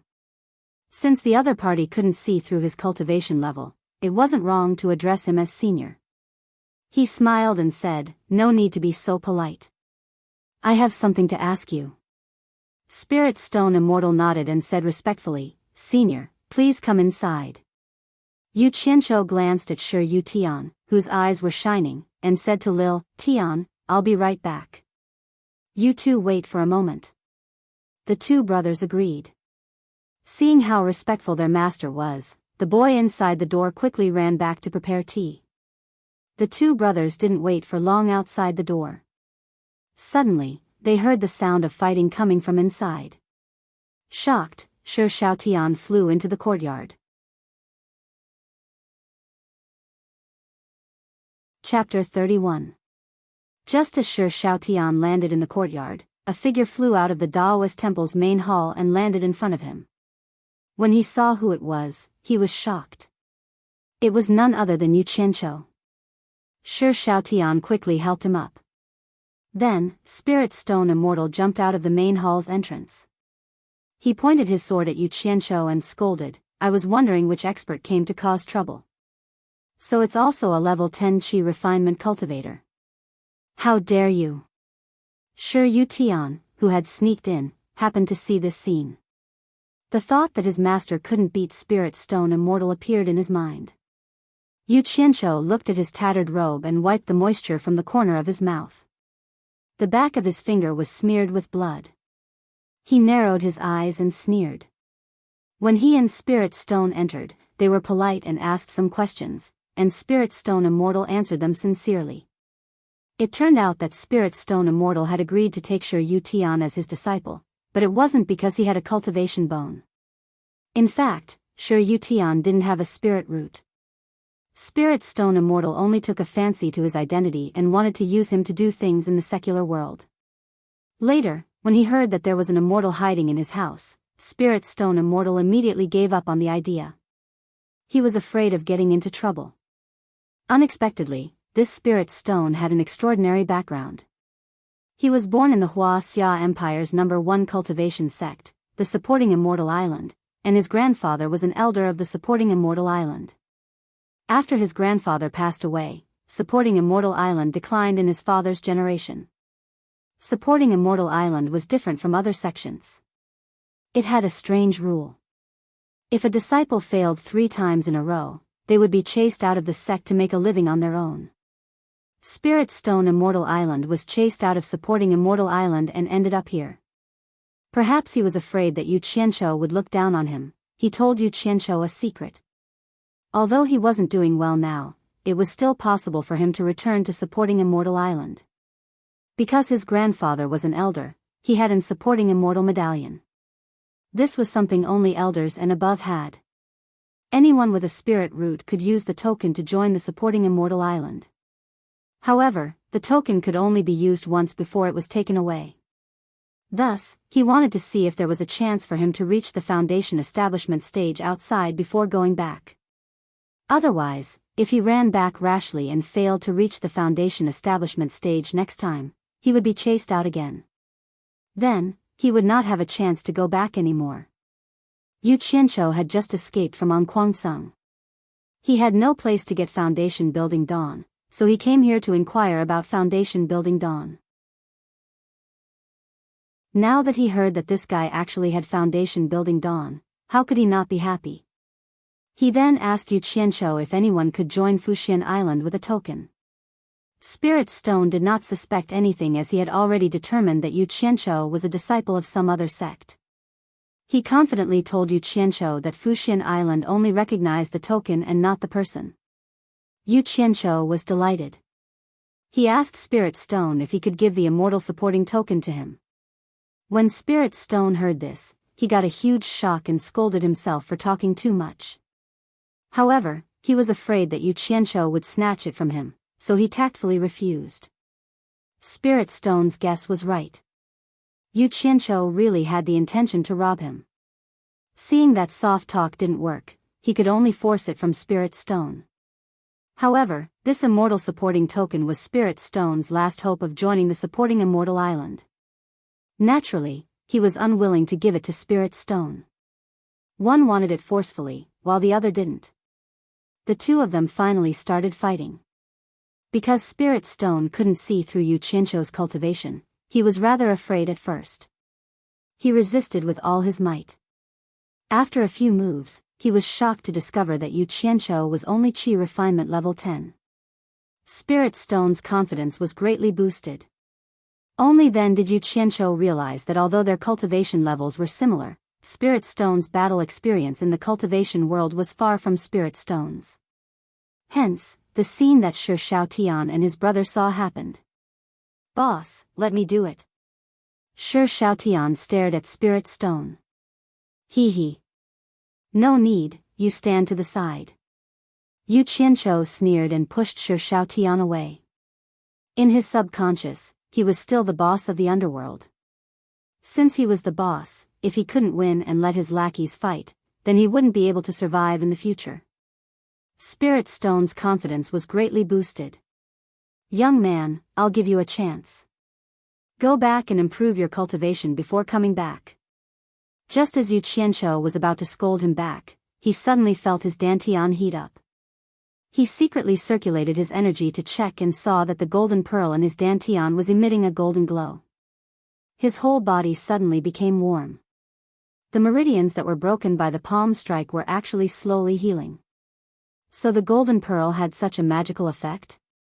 It was indeed a good item. Yu Qianzhou, who had calmed down, stared at the sword in his hand. This was the sword that his master, Hao Sansi, had given to him. This was the first time he used it in a fight. He had clashed a few times just now, but there wasn't even a scratch on it. The quality was indeed good. It just didn't feel as smooth as the machete from his previous life. Damn it.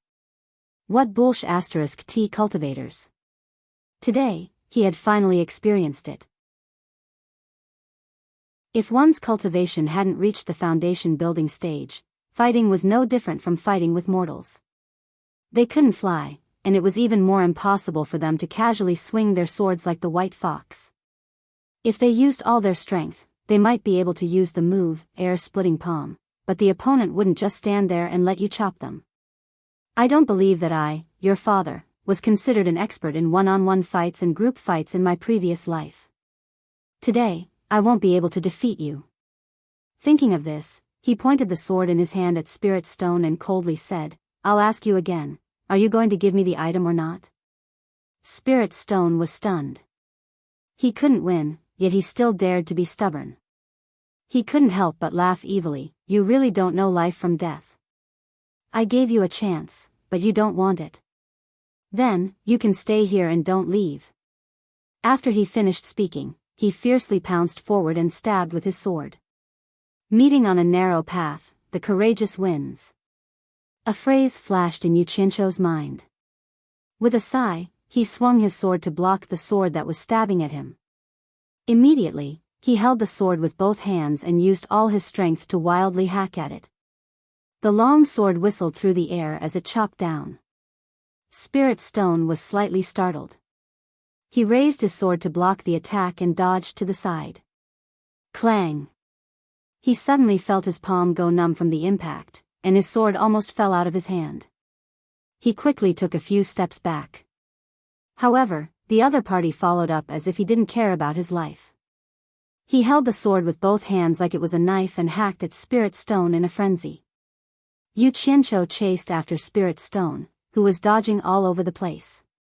His sword wanted nothing more than to hack him in half. Clang, clang, clang.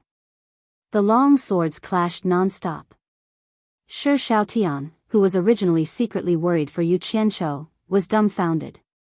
Today, he finally understood a principle. So swords could be used like this. Boss's sword dance was astonishing. It was simply unforgettable after seeing it. It was like a torrential storm of attacks without any regard for his life. Shi Yutian, who was hiding at the side, was also a little dumbfounded. So this was how immortals fought. They didn't seem to be much different from the hooligans on the street. They didn't have any of the legendary elegance at all. He couldn't help but ask himself, even if I could cultivate in the future, would I be able to do this? In an instant, his heart turned gloomy, and his thoughts of cultivating became colder. Spirit Stone, who was full of confidence just a moment ago, suddenly felt miserable after a few moves. He had never seen someone fight with a sword like this. The hand that was holding the sword was almost unable to hold it. It was a pity that he had never practiced using his left hand. Otherwise, he could switch to using his left hand. That way, he would be able to hold on for a while longer. Spirit Stone fled in all directions in the courtyard. He really couldn't hide anymore, so he swung his sword to block once. However, something happened that made him tremble with fear. He had unknowingly hidden in a dead corner between two side rooms. The hand that was holding the sword was already trembling from the impact. He couldn't help but be scared out of his wits. He thought to himself, my life is over. Don't you dare hurt my master. The voice of a boy came from behind Yu Qianqiu. The boy raised a big iron rod that was used to strike a bell, and fiercely smashed it towards Yu Qianqiu's head. Yu Qianqiu took a moment to take a look. He turned around and slashed with his sword. The iron rod that was made of ordinary iron was immediately split into two. How could the boy have the strength to hold something so strong? After the web between his thumb and index finger was split open, he was immediately dumbfounded when he saw the thing on the ground. Yu Qianqiu shouted, "Scram!" Then, he flew over and kicked the boy's abdomen. Ah! The boy screamed, and his body flew up. While he was still in the air, he spat out a mouthful of blood. When he hit the ground, he spat out another mouthful of blood and fainted on the spot. The faces of the two Shi brothers twitched.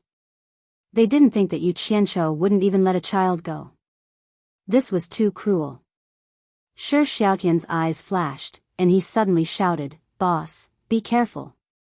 Although the boy didn't succeed in his sneak attack, he had bought time for his master.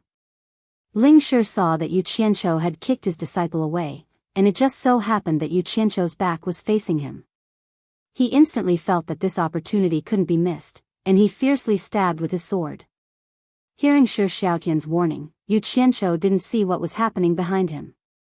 He could easily guess what Ling Shi was going to do. He loudly shouted, "Go to hell." He fiercely swung his sword and turned around. Immediately, he saw his opponent's long sword stabbing towards his abdomen. A hint of fierceness flashed in his eyes. Ignoring the sword that was stabbing towards him, he gripped his sword with both hands and ruthlessly chopped at his opponent's head. No! Shi Xiaotian couldn't help but scream when he saw that his boss was going to suffer serious injuries even if he didn't die. He still wanted to take his opponent's life.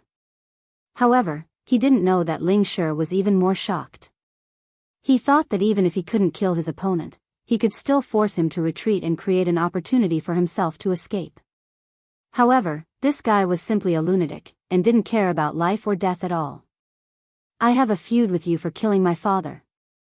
Is it worth it for you to do this?" As this thought flashed through his mind, Ling Shi hurriedly withdrew his sword and fiercely retreated. Bang! Yu Qianqiu went berserk. He couldn't control his sword, and the corner of the wall on one side of the room collapsed, nearly burying Ling Shi. The latter trembled with fear as he looked behind him. There was no way out anymore. In front of him, Yu Qianqiu stepped on the collapsed brick wall and passed through the rising dust. Wielding his sword, he pressed forward with a murderous aura. Fight! Ling Shi fiercely brandished his sword and stabbed forward. A cold light flashed before his eyes, and with a clang, the sword in his hand trembled.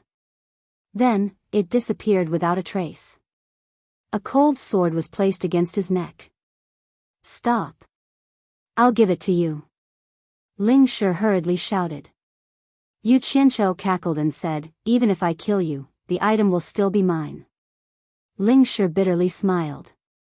"If you kill me, I guarantee that you won't be able to find it. The item has been hidden by me." Yu Qianqiu frowned and stared at Ling Shi for a while. Suddenly, He withdrew the sword against Ling Shi's neck and said coldly, "Stop wasting time. Hand over the item, and I won't kill you." Chapter 32. Ling Shi was stunned. He didn't expect his opponent to agree so easily.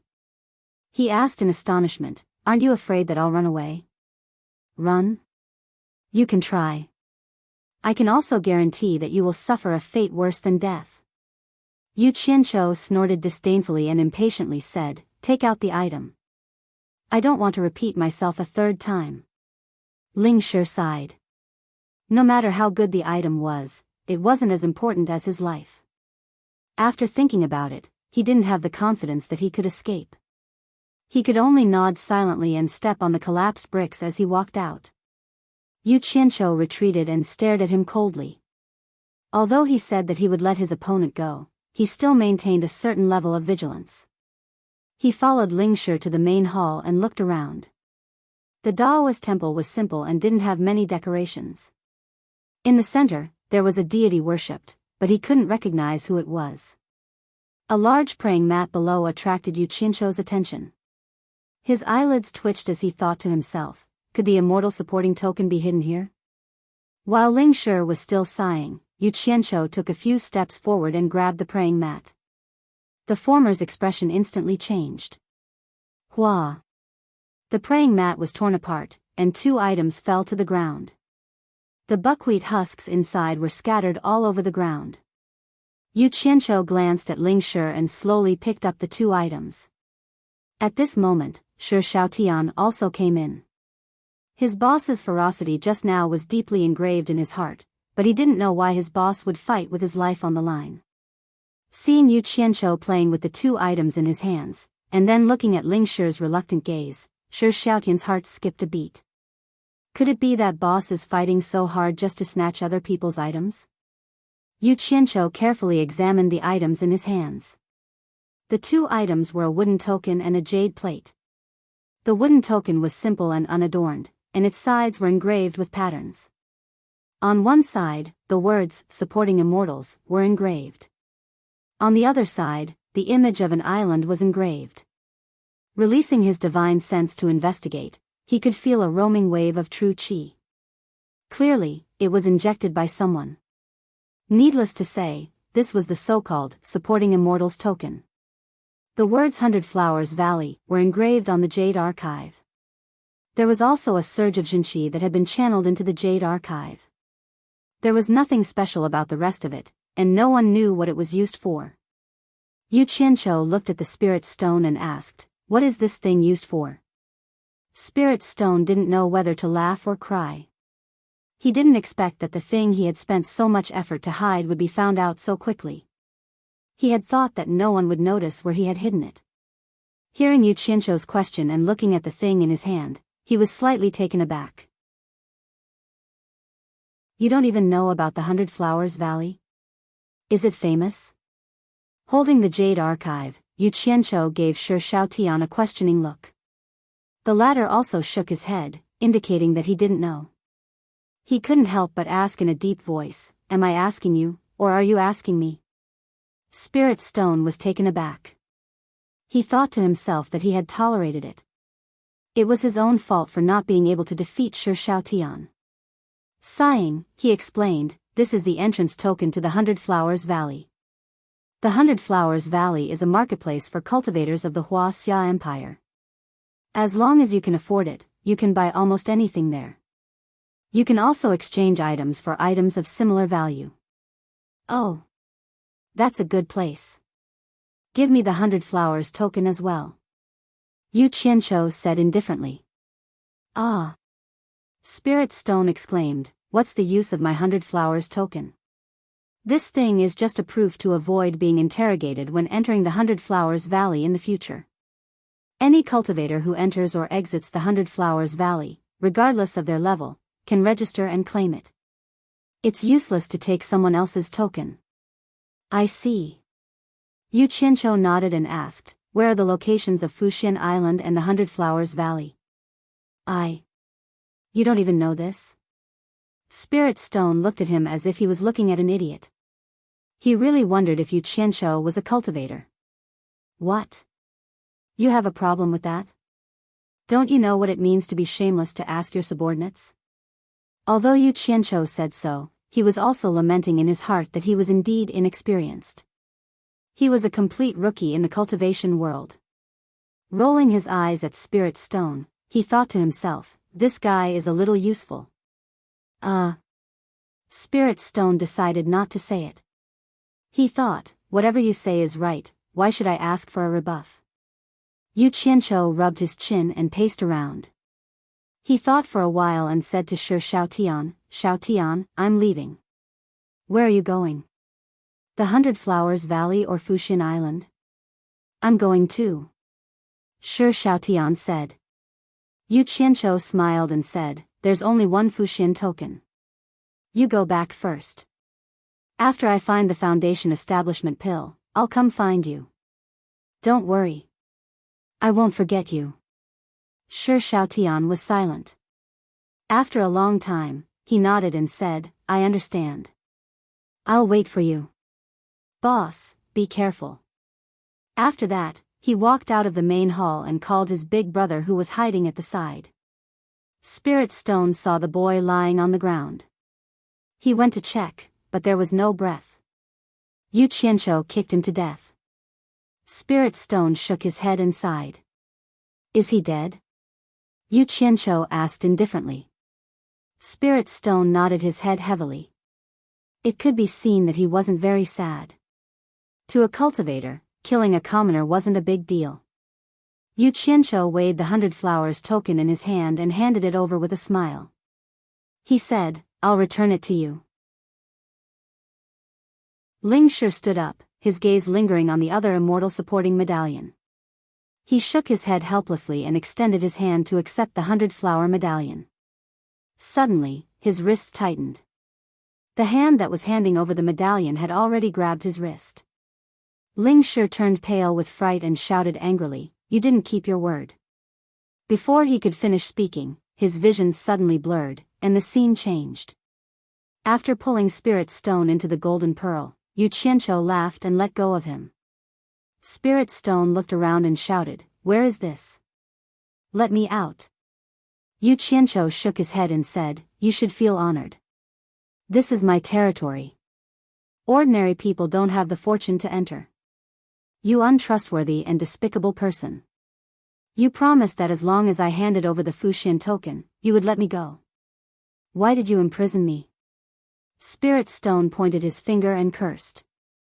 No, you're mistaken. Don't you think that I did what I promised you? Yu Qianqiu waved his hand and said with a smile, First, I only said that I wouldn't kill you if you handed over the token.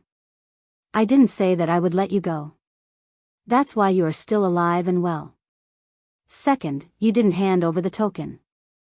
I found it myself. If you think about it carefully, you will know that I wasn't talking nonsense. Just based on this, I won't be breaking my promise if I kill you.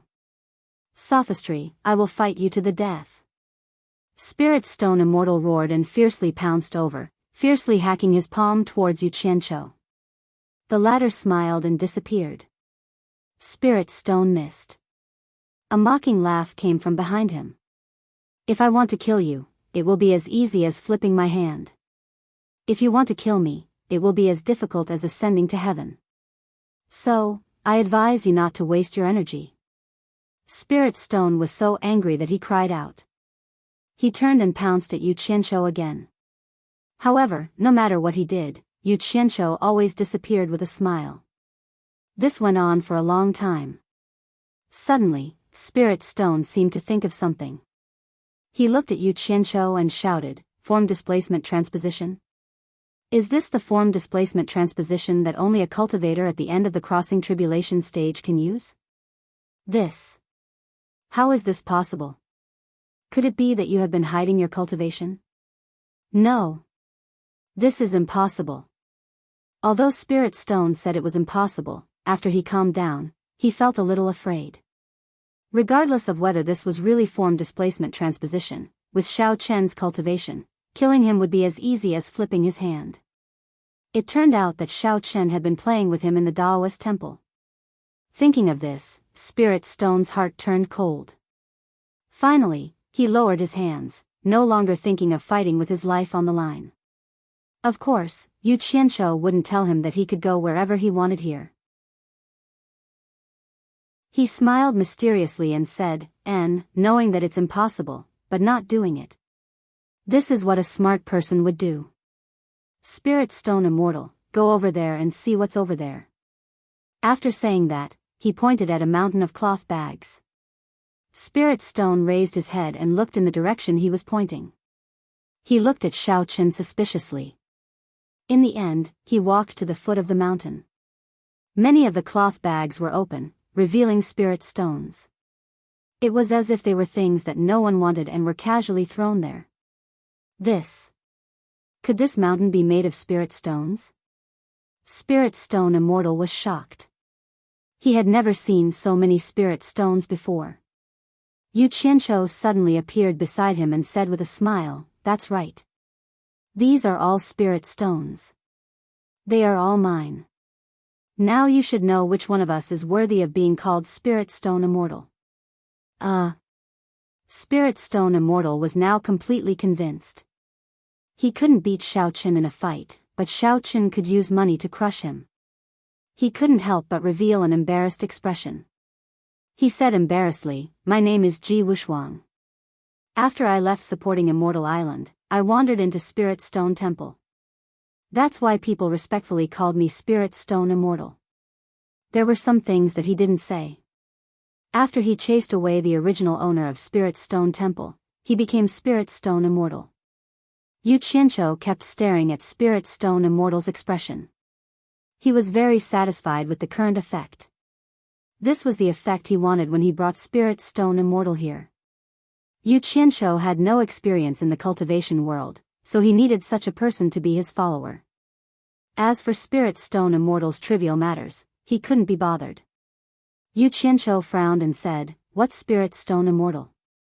Chicken is peerless and duck is peerless. It sounds so bad. I'll change your name. I guarantee it will sound better than now." "Change my name?" Spirit Stone Immortal asked in astonishment. "Why? You don't want to?" Yu Qianzhou shouted in a deep voice. Spirit Stone Immortal shook his head silently. He didn't agree, but he also didn't say that he didn't agree. Anyone would feel uncomfortable changing their name again and again. Yu Qianzhou stared at Spirit Stone Immortal's red face and 3 strands of long beard. He blushed and said, "From now on, you will be called Guan Yu." Guan Yu's courtesy name is Yunchang. It means Guan, as in gate, Yu, as in feather, Yun, as in white cloud, and Long, as in long. What do you think of this name? Guan Yu, courtesy name is Yunchang. Spirit Stone Immortal couldn't figure out why he chose this name. He muttered a few times but couldn't find anything special about it. He was puzzled and asked, "Why did you choose this name?" Yu Qianzhou chuckled and made a mighty pose of wielding the green dragon crescent blade. He said, "Don't you think this name is very mighty, very bold, and very weighty?" Spirit Stone Immortal shook his head and muttered, "I can't tell. Guan Yu, how weighty can a feather be? Looks like this guy isn't too satisfied." Yu Qianzhou rolled his eyes and chuckled. He said, "As long as you promise to use this name in the future, I can also guarantee that you will succeed in building your foundation within 10 years. "Really?" Spirit Stone Immortal's eyes lit up. He said happily, "As long as you can really help me succeed in building my foundation within 10 years, I promise that I will never change my name from now on, Guan Yu. If I can't do it, I will naturally change my name back." It's a deal. It's a deal. Both of them laughed loudly. Yu Qianzhou happily patted his shoulder and said, "Guan Yu, from now on, you will follow me well. I guarantee that you will eat and drink well every day. Sooner or later, you will cultivate to the tribulation passing stage." Spirit Stone nodded and smiled. He didn't know why this guy was so happy just because he changed his name. Sigh. Sure enough, experts all have some strange hobbies. Yu Qianzhou was very pleased. In his previous life, he had offered countless incense sticks to Second Master Guan and kowtowed countless times, but in the end, he still died. Now, he got Guan Yu as his follower. He believed that he would definitely be very impressive when he went out. No. When we go out, I have to order a set of green robes and a green hat for him to wear. Then, I have to carry a long sword on my waist and hold the hilt of the sword in my hand while following behind me. This way, I will look impressive, scary, and awesome when I go out.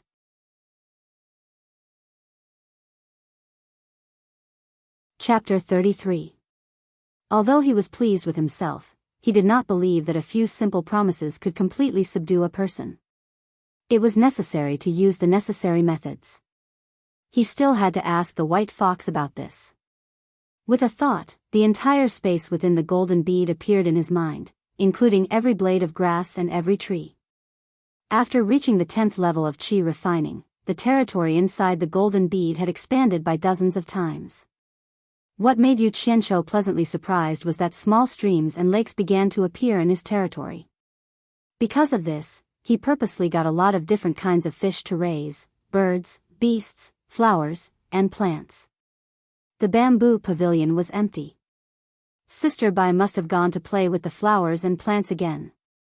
It was already slowly changing. This was a good thing. The corner of Yu Qianzhou's mouth slightly curled up, revealing a smile. His thoughts changed. In a flower bed, the white fox in snow-white clothes was squatting in the flower bed, pulling out the weeds. Guan Yu held a pile of high-grade spirit stones and smacked her lips, asking, "I still haven't asked how I should address you?" "Yu Qianzhou, you can call me boss from now on." Yu Qianzhou replied, then immediately said, "Wait here, I'll be back soon." After saying that, his figure disappeared. Guan Yu did not deny it and sneered, "Yu Qianzhou, boss, beauty," pulling out the weeds again. Yu Qianzhou suddenly appeared beside the white fox in the flower bed. The latter seemed to be used to this. She did not even raise her head and was still busy with her work. She only frowned and asked, "Why did you bring someone in again?" "Sister, don't be offended. It's just that the territory is getting bigger and bigger, so I specially found someone to plant trees." Yu Qianzhou casually replied. The white fox did not say anything else. The former squatted beside her and smiled, "Sister, let me ask you something. I want to control someone and make him loyal to me. Do you have any ideas?" The white fox stopped what she was doing and frowned. "Who do you want to control?" "Hey. It's this guy I brought in. Just now, we were fighting with our lives on the line outside. Your little brother, almost died in his hands. I brought him in here. If he can't beat me, he'll surrender. But who knows if he's sincere or just pretending?" Yu Qianzhou said worriedly. White Fox's complexion changed when she heard that her brother had almost been killed. She raised her beautiful face and saw that the corner of Yu Qianzhou's mouth was clearly stained with blood. His clothes were also torn. It was obvious that he had fought with someone and was injured. She immediately snorted coldly and disappeared. Yu Qianzhou was startled. Suddenly, a scream came from afar. While he was still in shock, the white fox appeared out of nowhere with a low-grade spirit stone in her hand. She said coldly, "I've trapped his Yuanshan here, you can use it without worry. If he dares to have any other thoughts, I'll make him suffer a fate worse than death." After he finished speaking, a ball of flames appeared in his hand and wrapped around the spirit stone. Immediately, a series of wails came from afar. The flames disappeared, and the wailing stopped. The white fox placed the spirit stones into the small sachet on its waist. Oh my God! So powerful. Luckily, he didn't do anything to Sister White. Otherwise, if he did, it would be fun. Yu Qianzhou's forehead was covered in cold sweat. He smiled awkwardly, "Sister, you're really good. I wonder if you can teach me. If your cultivation hasn't reached the original infant stage, you can't forcefully extract other people's Yuanshan. Also, The caster's cultivation must be higher than the caster's unless the caster is willing to give up their yuanshen. After the white fox finished speaking, she squatted down and continued with her work. Hee. I'll go see how he's doing. Seeing that she ignored him, Yu Qianqiu glanced at the white robe wrapped around her buttocks. Because she was working, his little heart skipped a beat. He thought to himself, what a sexy buttocks. His figure suddenly disappeared. Guan Yu's red face had already turned pale. He sat on the ground and stared blankly at Yu Qianqiu's appearance.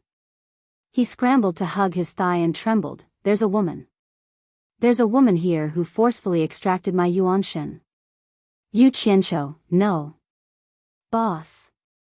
Do you know her? Help me beg her to return my yuanshen. Guan Yu was indeed scared out of his wits. When the woman in white first appeared, he was still amazed by her beauty. Who would have thought that the sudden burst of aura would force him to the point that he could not even move? She placed one hand on his head and easily pulled out his natal primordial spirit. The pain was simply worse than death. He was very clear that if his yuanshen was controlled by someone, it meant that his life was in someone else's hands. If that person was unhappy, he wouldn't even be able to run. Ah! Yu Qianqiu cried out in alarm. Your natal primordial spirit was also extracted? Guan Yu's trembling body stopped. He slowly raised his head and said in shock, is your yuanshen also, AI? Who said it wasn't? Yu Qianqiu shook his head and helped Guan Yu up. But you don't need to worry. She's my big sister. Since you're one of my people now, I can guarantee that you won't be in danger with your primordial spirit trapped in her hands. What? She's your sister. Guan Yu screamed and pushed him away. He shouted, she's your sister. Of course you don't have to worry. It must be you and your brother who conspired to kill me. I'll kill you. Guan Yu just waved his palm and took a step forward. The muscles on his face twisted and he fell to the ground with a bang. A miserable scream came from his throat. He rolled around on the ground, looking extremely painful. Even Yu Qianqiu couldn't stand it anymore. The white fox's voice came from the air. If you dare to have any evil intentions towards my brother again, I'll make your life worse than death. I won't dare. Guan Yu used all his strength to choke out. Then, his body loosened and he laid on the ground again. It was indeed a good way to control people. But he couldn't discourage him from doing things for him in the future. Yu Qianqiu stared at him. After confirming that he was fine, he sighed. Yunchang. You're too impulsive. Do you still remember that 10th level qi refining cultivator who called me boss? Just like you, his yuanshen was also extracted by my sister. But he knew how to behave. He knew that my sister liked to take care of flowers and plants. Look at the flowers and trees here. They were all done by him. Guess what happened in the end? My sister was happy and returned his yuanshen. Now, he's alive and well. Yunchang. You're worth learning from. Guan Yu, who had been staring at him with dead fish eyes, moved his eyeballs. There was some spirit in them. His Adam's apple trembled as he said, you're not lying to me? He struggled to get up. Yu Qianqiu rolled his eyes at him and snorted. Do I look like the kind of person who would lie to people so easily? Guan Yu's gaze fell on the forest. He realized that those trees were indeed not native. There were obviously traces of them being transplanted. He nodded thoughtfully. Do you know why I named you Guan Yu? Yu Qianqiu asked. Seeing him shake his head, he asked again, do you know that there are other empires outside of the Huaxia Empire? The latter nodded, indicating that he knew. He asked again, then have you been there? The latter still shook his head. Yu Qianqiu heaved a sigh of relief. He sighed. Let me tell you a story. In the Far East, there was an empire whose regime had decayed. There was a scene of warlords fighting for power. At that time, there were 3 heroes named Liu Bei, Guan Yu, and Zhang Fei. The 3 of them became sworn brothers in the Peach Garden. Guan Yu beheaded Yan Liang and Wen Chou. Guan Yu was in the Chao camp, but his heart was in the Han camp. Guan Yu protected his sister-in-law 1,000 miles away, overcame 5 passes, and beheaded 6 generals. Guan Yu dragged his blade to subdue Huang Zhong. Guan Yu went to the battle alone. Guan Yu Maicheng. Let's not talk about it. Anyway, in the end, Guan Yu became a well-known hero in the empire. He was a courageous and loyal hero. Every family offered incense and worshipped him, and people called him Second Master Guan. After he finished, he thought to himself that it was a close call. He almost told them about how Guan Yu was beheaded. Seeing Yu Qianzhou narrate the story so vividly, Guan Yu's chest heaved. He stood up and stared at Yu Qianzhou, scaring the latter. He said slowly, "You're not lying to me, are you? Is there really such a hero? What? Am I the kind of person who would lie to others? I swear to God, if I made up Guan Yu's story, I curse myself to be struck by lightning and die a horrible death." Yu Qianzhou patted his chest and swore. He thought to himself, I don't know if Guan Yu's story is true or not, but I definitely didn't make it up. Since there really is such a heroic person, it's not wrong for me to take his name, it's also fitting. From now on, I'll be called Guan Yu, Guan Yunchang. After he finished, he stroked his long beard and made a signature gesture of the Guan family that Yu Qianzhou had mentioned. It was quite similar.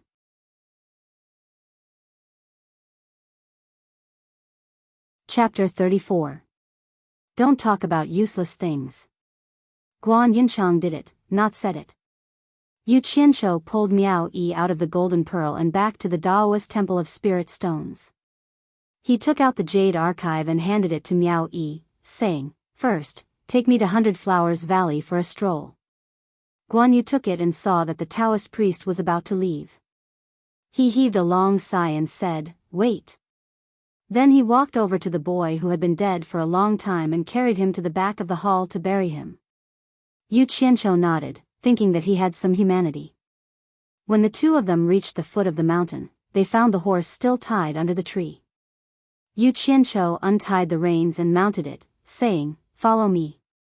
Then he urged the horse to gallop. "You want me to run on a horse?" Guan Yu's red face was clouded, but his primordial spirit was in the hands of his sister, so he didn't dare to act rashly. He raised his Zhenqi to the limit, leaped up, and followed. Yu Qianzhou didn't lead him anywhere else, but back to the capital. They didn't go back to the Pillar of State General's mansion, though. The two of them changed out of their tattered clothes and redressed themselves. At Guan Yu's request, Yu Qianzhou spent a lot of effort to dress him up as the Guan Yu from the Three Kingdoms. Guan Yu stood there with a green hat and green robes, a long sword at his waist, and his hand on the hilt of the sword. What an imposing sight. Yu Qianzhou's eyes shone with a strange light. He really was a living Yunchang Guan. But when he thought about how this Guan Yu used to be a Taoist priest and swindle people, he couldn't help but laugh. The owner of the tailor's shop couldn't help but praise, "Sir, you have a good look." Guan Yu couldn't contain his joy, and called for the owner to bring him a bronze mirror. As expected, a red-faced Guan Yu appeared in the mirror, wearing a green robe and a green hat, holding a long sword in his hand. His eyes were closed, but he didn't look angry. He almost couldn't recognize himself. After exiting the tailor's shop, Guan Yu followed beside Yu Qianzhou. He was secretly trying to figure out Yunchang's unparalleled demeanor that boss had mentioned. He held the hilt of his sword and walked forward with his head held high and chest puffed out. When the passers-by saw this, they all looked over and whispered, "This person really looks mighty and extraordinary." Guan Yu's gaze was even more focused. Yu Qianzhou turned his head and took a glance. He was overjoyed and thought to himself, "Who's as awesome as I am, leading Guan Yu around on the streets?" The two of them arrived at the horse market and wanted to buy a horse. After walking around the horse market a few times, Guan Yu still couldn't find a horse that he was satisfied with. Yu Qianzhou became a little impatient and shouted, "Is there a need to go through so much trouble to choose a transportation tool?" Guan Yu stroked his long beard and said slowly, "Didn't you say that Yunchang's horse is called Red Rabbit, and that it's a precious horse that can travel 1,000 miles in a day? Of course I have to choose a good horse. Yu Qianqiu rolled his eyes at him and felt a toothache. He blamed himself for reaping what he sowed and was completely speechless. In the end, they really couldn't find that so-called precious horse, so they could only choose a healthy one. Guan Yu sighed endlessly. The two of them got on the horse and went straight out of the city gate, leaving a trail of dust behind them. It was troublesome that he hadn't reached the foundation building stage. Otherwise, if he could fly on a sword, he wouldn't have to go through the pain of running around for days. 10 days later, Guan Yu led Yu Qianqiu to a forest deep in the mountains. Looking around, the mountain road ahead was rugged.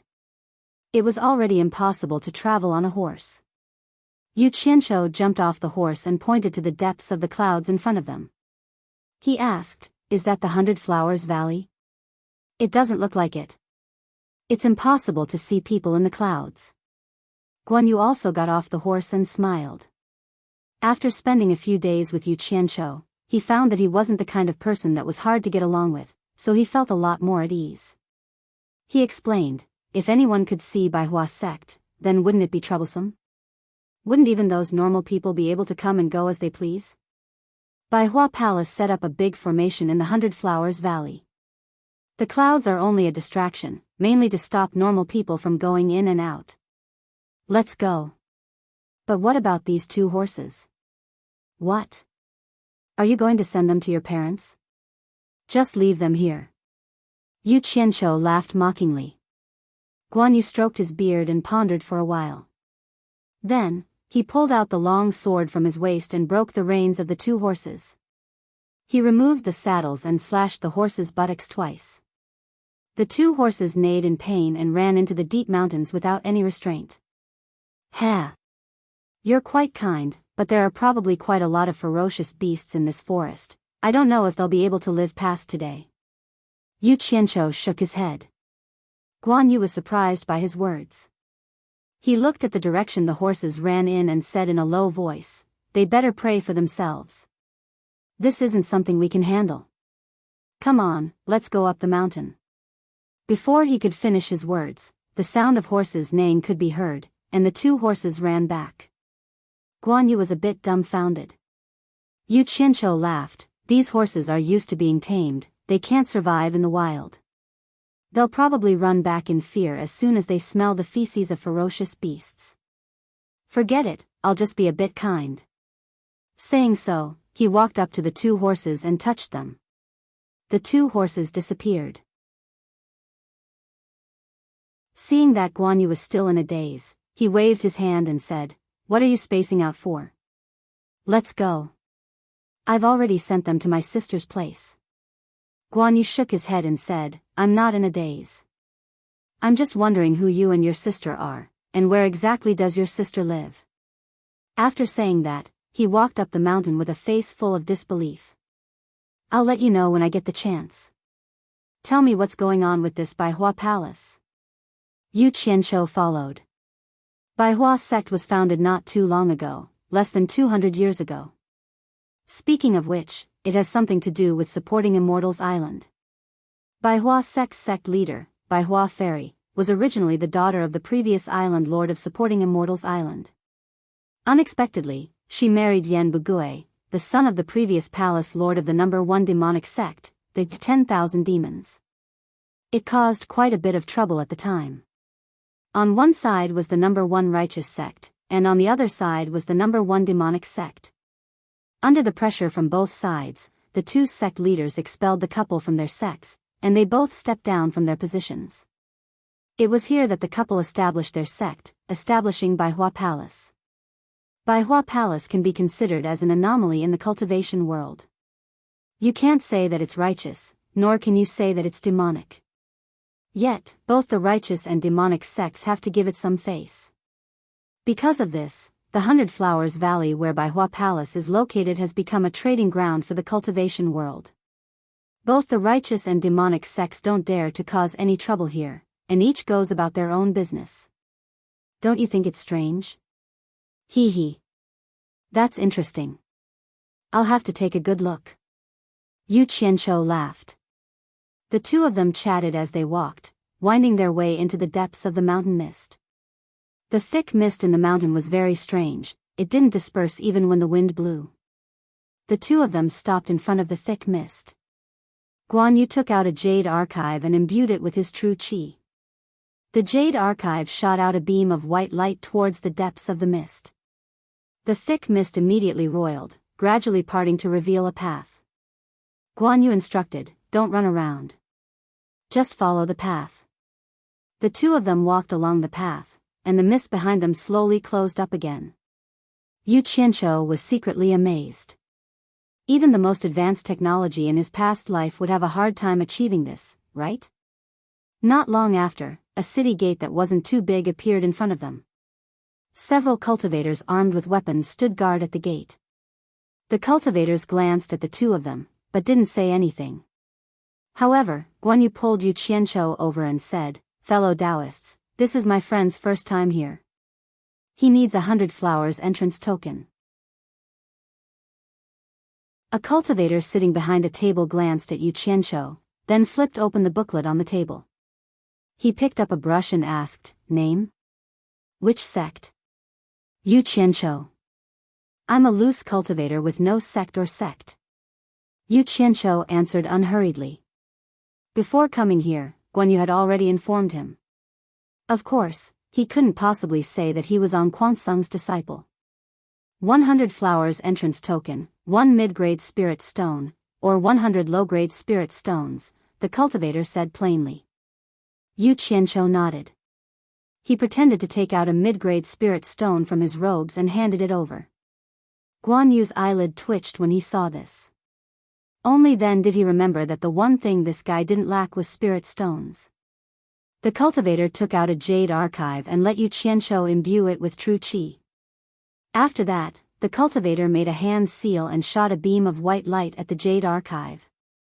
Once the jade archive was handed over to Yu Qianqiu, the matter was settled. "This registration is really simple," Yu Qianqiu muttered as he touched the jade archive in his hand. Guan Yu smiled, "It looks simple, but unless you personally hold the jade archive and imbue it with true qi, you won't be able to barge in." After passing through the city gate, Yu Qianqiu's eyes immediately lit up. He really didn't expect to find such a good place in the depths of the mountains. Shops and taverns stood in great numbers, and hawkers could be seen everywhere. Cultivators dressed in all sorts of clothing came and went.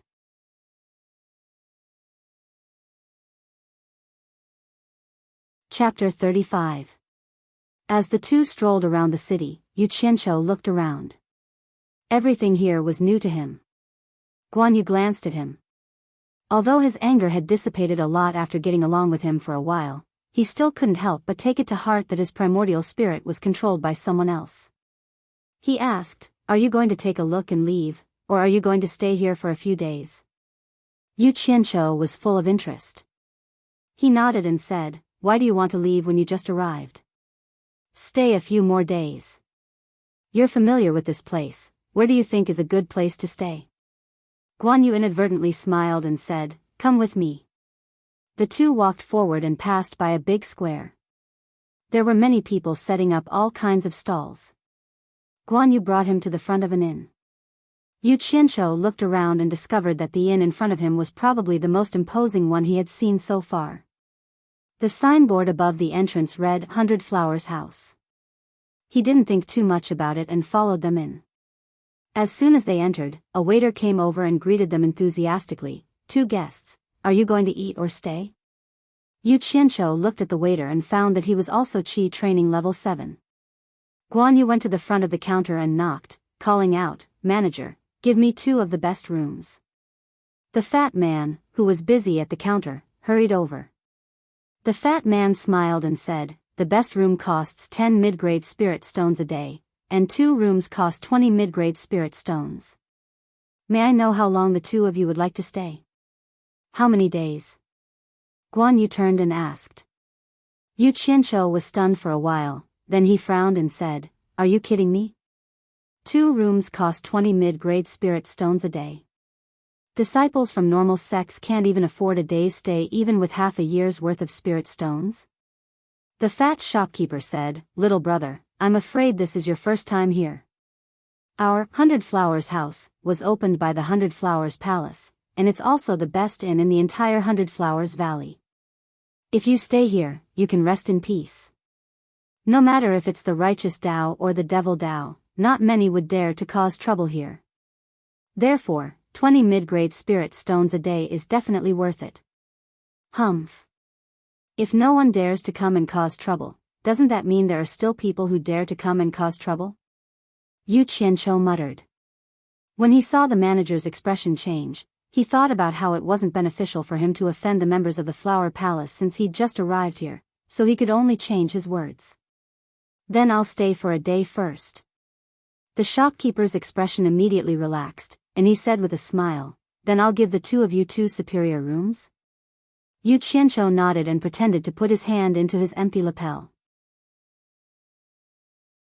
He took out 2 handfuls of spirit stones and placed them on the counter.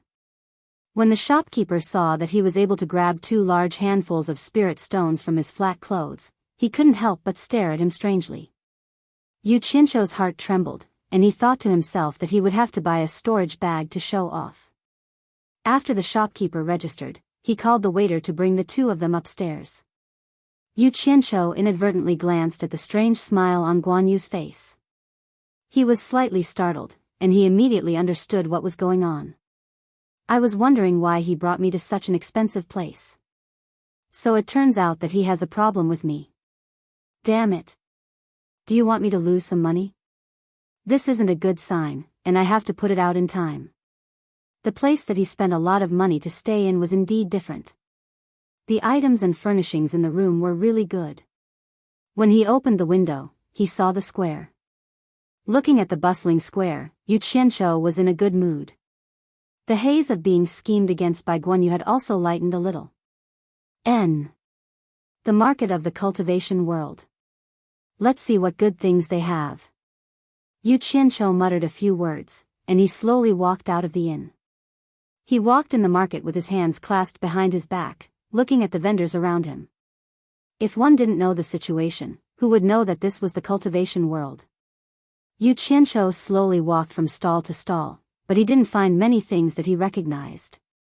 When he arrived in front of a stall, he discovered that it was very quiet, completely different from the bustling surroundings. Suddenly, he saw that the table was filled with all kinds of talismans. He couldn't help but stop and ask, "Fellow Taoist, what are these used for?" The stall owner hurriedly stood up, pointed at the talismans, and introduced, "These are smoke talismans. When you encounter danger, they can be used to escape. 1 low-grade spirit stone for 10 of them. These are fire talismans. When you throw one out, it can ignite a 1-meter-tall flame within a 3-meter radius. It can last for 10 breaths of time. 1 low-grade spirit stone for 1. These are arrow talismans. Within a 300-meter radius, it can hit anything. It can penetrate a 1-foot-thick brick wall. 2 low-grade spirit stones for 1. These are Vajra talismans." The more Yu Qianqiu listened, the brighter his eyes became. These were simply good things that were necessary for murder and arson. He couldn't help but carefully size up the stall owner in front of him. He was a young man in his early 20s, a level 8 aura refining cultivator. "Fellow Taoist, do you want to buy them? If you buy more, you can get a lower price," the young cultivator sincerely asked. Yu Qianqiu smiled and asked, "Did you make all these yourself?" The young cultivator nodded and said, "I made them myself. This is a secret technique passed down in my family.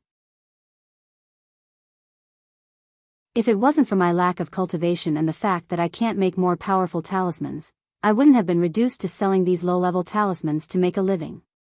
Yu Qianqiu smiled and asked, "What's wrong? Don't you have any relatives in your family?" The young man sadly lowered his head and slightly shook it. "I want to buy them, but I don't know how effective they are," Yu Qianqiu said with a bit of hesitation.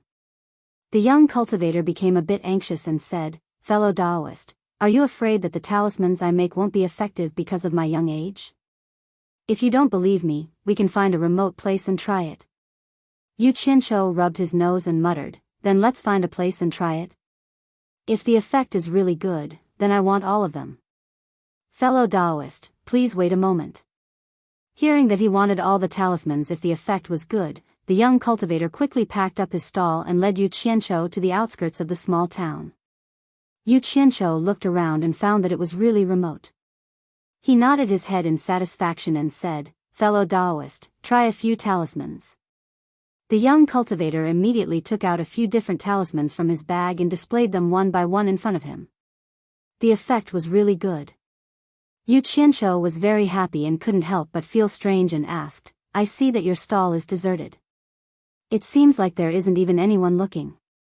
Could it be that the talismans you make are so unattractive?" The young cultivator slowly lowered his head and replied honestly, "This is the first day I've set up a stall here. Many people were very enthusiastic when they first saw the talismans, but once they heard that I made them, they didn't want to buy them. Because talismans are usually made by people with higher cultivation, so..." His voice lowered. Yu Qianqiu understood what he meant and thought that this unlucky child was too honest.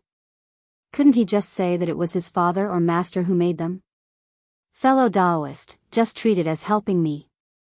You saw the power of my talismans earlier. Talismans of the same level aren't any weaker than others. If you buy more, I will definitely give you the lowest price. Otherwise, I won't even be able to pay for tomorrow's stall," the young cultivator said in a pleading tone. "All right. I want all of them." Yu Qianqiu patted his shoulder and said as he looked around. The young cultivator happily nodded his head. However, he heard the buyer pat his shoulder and say, "I want you too." Before he could react, he felt his vision blur.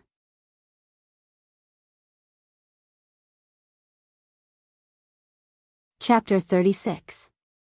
Yu Qianqiu looked around again, walked back with his hands behind his back, and murmured, "Young man, follow me from now on. I promise you'll eat and drink well every day. Someone in my previous life said it well. What's the most expensive thing in this century? Talent. Damn it. Only today did I realize I have the potential to be a talent scout, what a pity." He wandered back to the market, saw the young cultivator's empty stall, and couldn't help but smile. He continued to wander between the stalls. "Fellow Taoist, where can I buy a storage bag?" Yu Qianqiu finally met a cultivator that he could confirm was of a lower level than him, and asked him. The cultivator smiled and said, "Storage bags are relatively high-grade items, you can't buy them from the stalls. You'll have to go to the surrounding stalls to find them." Yu Qianqiu looked around at the well-decorated stalls, and cupped his hands in thanks. Passing through the square, he looked at the stalls one by one, and found that the items here were clearly marked, but the prices were indeed not comparable to the stalls outside, and some were even scarily expensive. After walking through a few stalls, he didn't find any storage bags, and under the guidance of others, he finally found a shop called Hidden Secrets Pavilion, and indeed found the storage bag he wanted to buy. The shopkeeper inside greeted enthusiastically, "Fellow Taoist, what would you like to buy?" Yu Qianqiu looked around and said, "I want to buy a storage bag." The shopkeeper laughed and said, "Fellow Taoist, you've come to the right place. Our sex storage bags are famous in the cultivation world. They are durable, and one can be used for 100 or 200 years without a problem. How big do you want? Our store has storage bags that can hold up to 3 rooms. What's the price?" "Forget it, just give me the cheapest one." Yu Qianqiu said, he was just using it for show anyway. There was no need to waste money. No matter how rich he was, he wouldn't do what that prodigal did. The shopkeeper was slightly stunned. This was the first time he met someone who spoke so straightforwardly, and said with a slightly embarrassed smile, "The cheapest one is naturally the one with a room. It's 1 high-grade spirit stone." 1 high-grade spirit stone? So expensive. "Shopkeeper, you didn't lie to me, did you?" Yu Qianqiu exclaimed. The shopkeeper didn't know whether to laugh or cry. Fellow Taoist must be joking. This shop has been in business for hundreds of years and storage bags have always been sold at this price. If you don't believe me, you can go out and ask around. Forget it. Since it's a time-honored brand, there's no need to ask. Give me one. After saying that, he took out a high-grade spirit stone. After receiving the storage bag, Yu Qianqiu still mumbled, "Such a small bag actually costs a high-grade spirit stone." After hanging the bag on his waist, he didn't even need to look to know that it was a cultivator. After leaving the hidden secret pavilion, Yu Qianqiu continued to stroll around one shop after another. He discovered one thing, and that was that almost all of the famous sects in the cultivation world had a shop here. He wondered if there was a shop owned by Anquangsung. After strolling around, he finally saw Anquangsung's logo in front of a shop. He didn't know what Anquangsung had for sale, and what was on sale inside.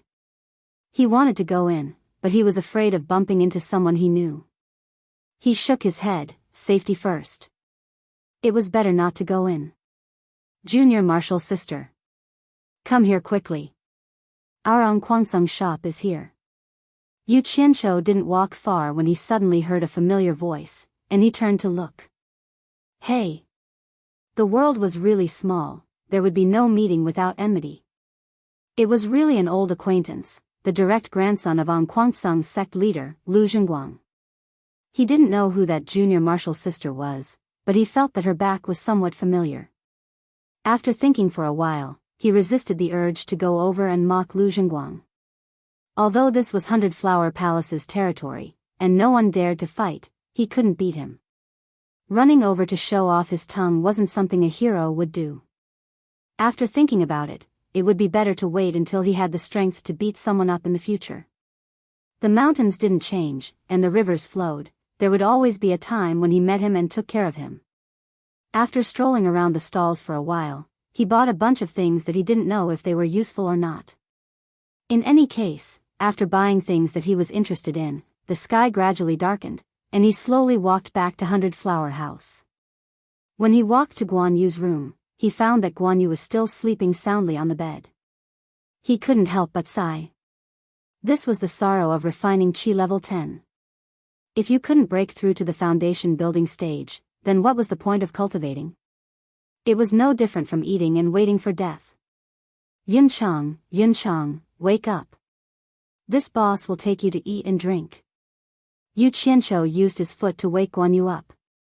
The two went downstairs of 100 Flower House and ordered a bunch of food. Looking at the table full of food, Yu Qianqiu ordered whatever was good. He might be stingy with other things, but he would never treat himself unfairly when it came to food.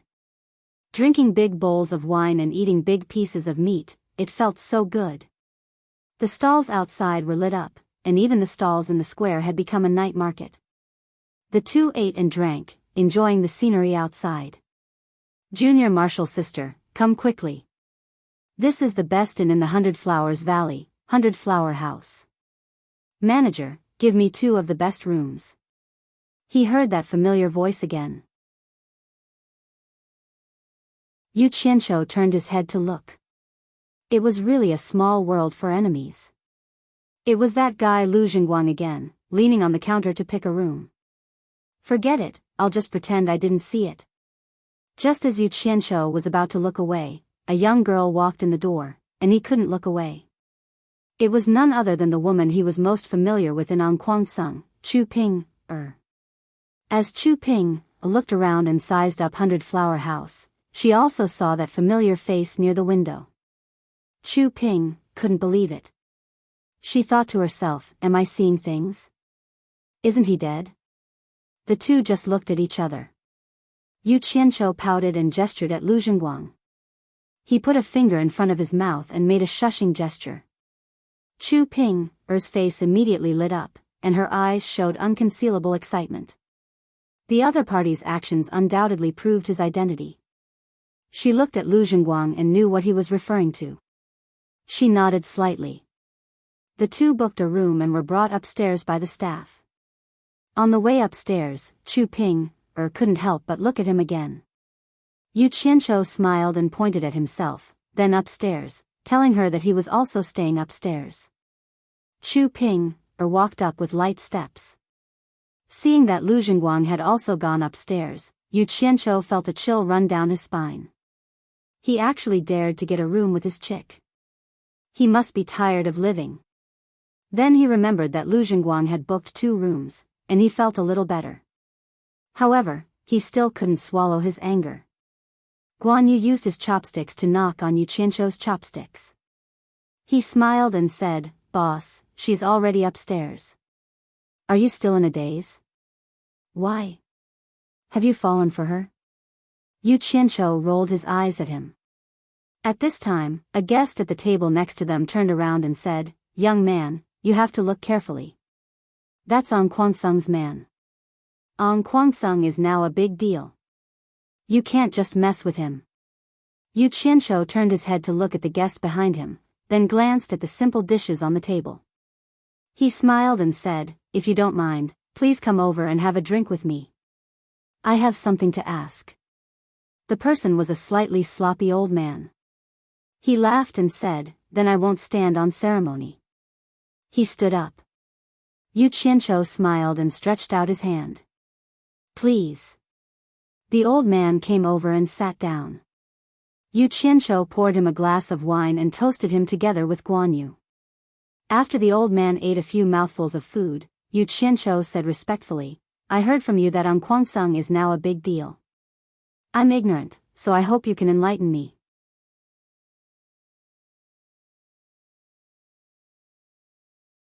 Chapter 37.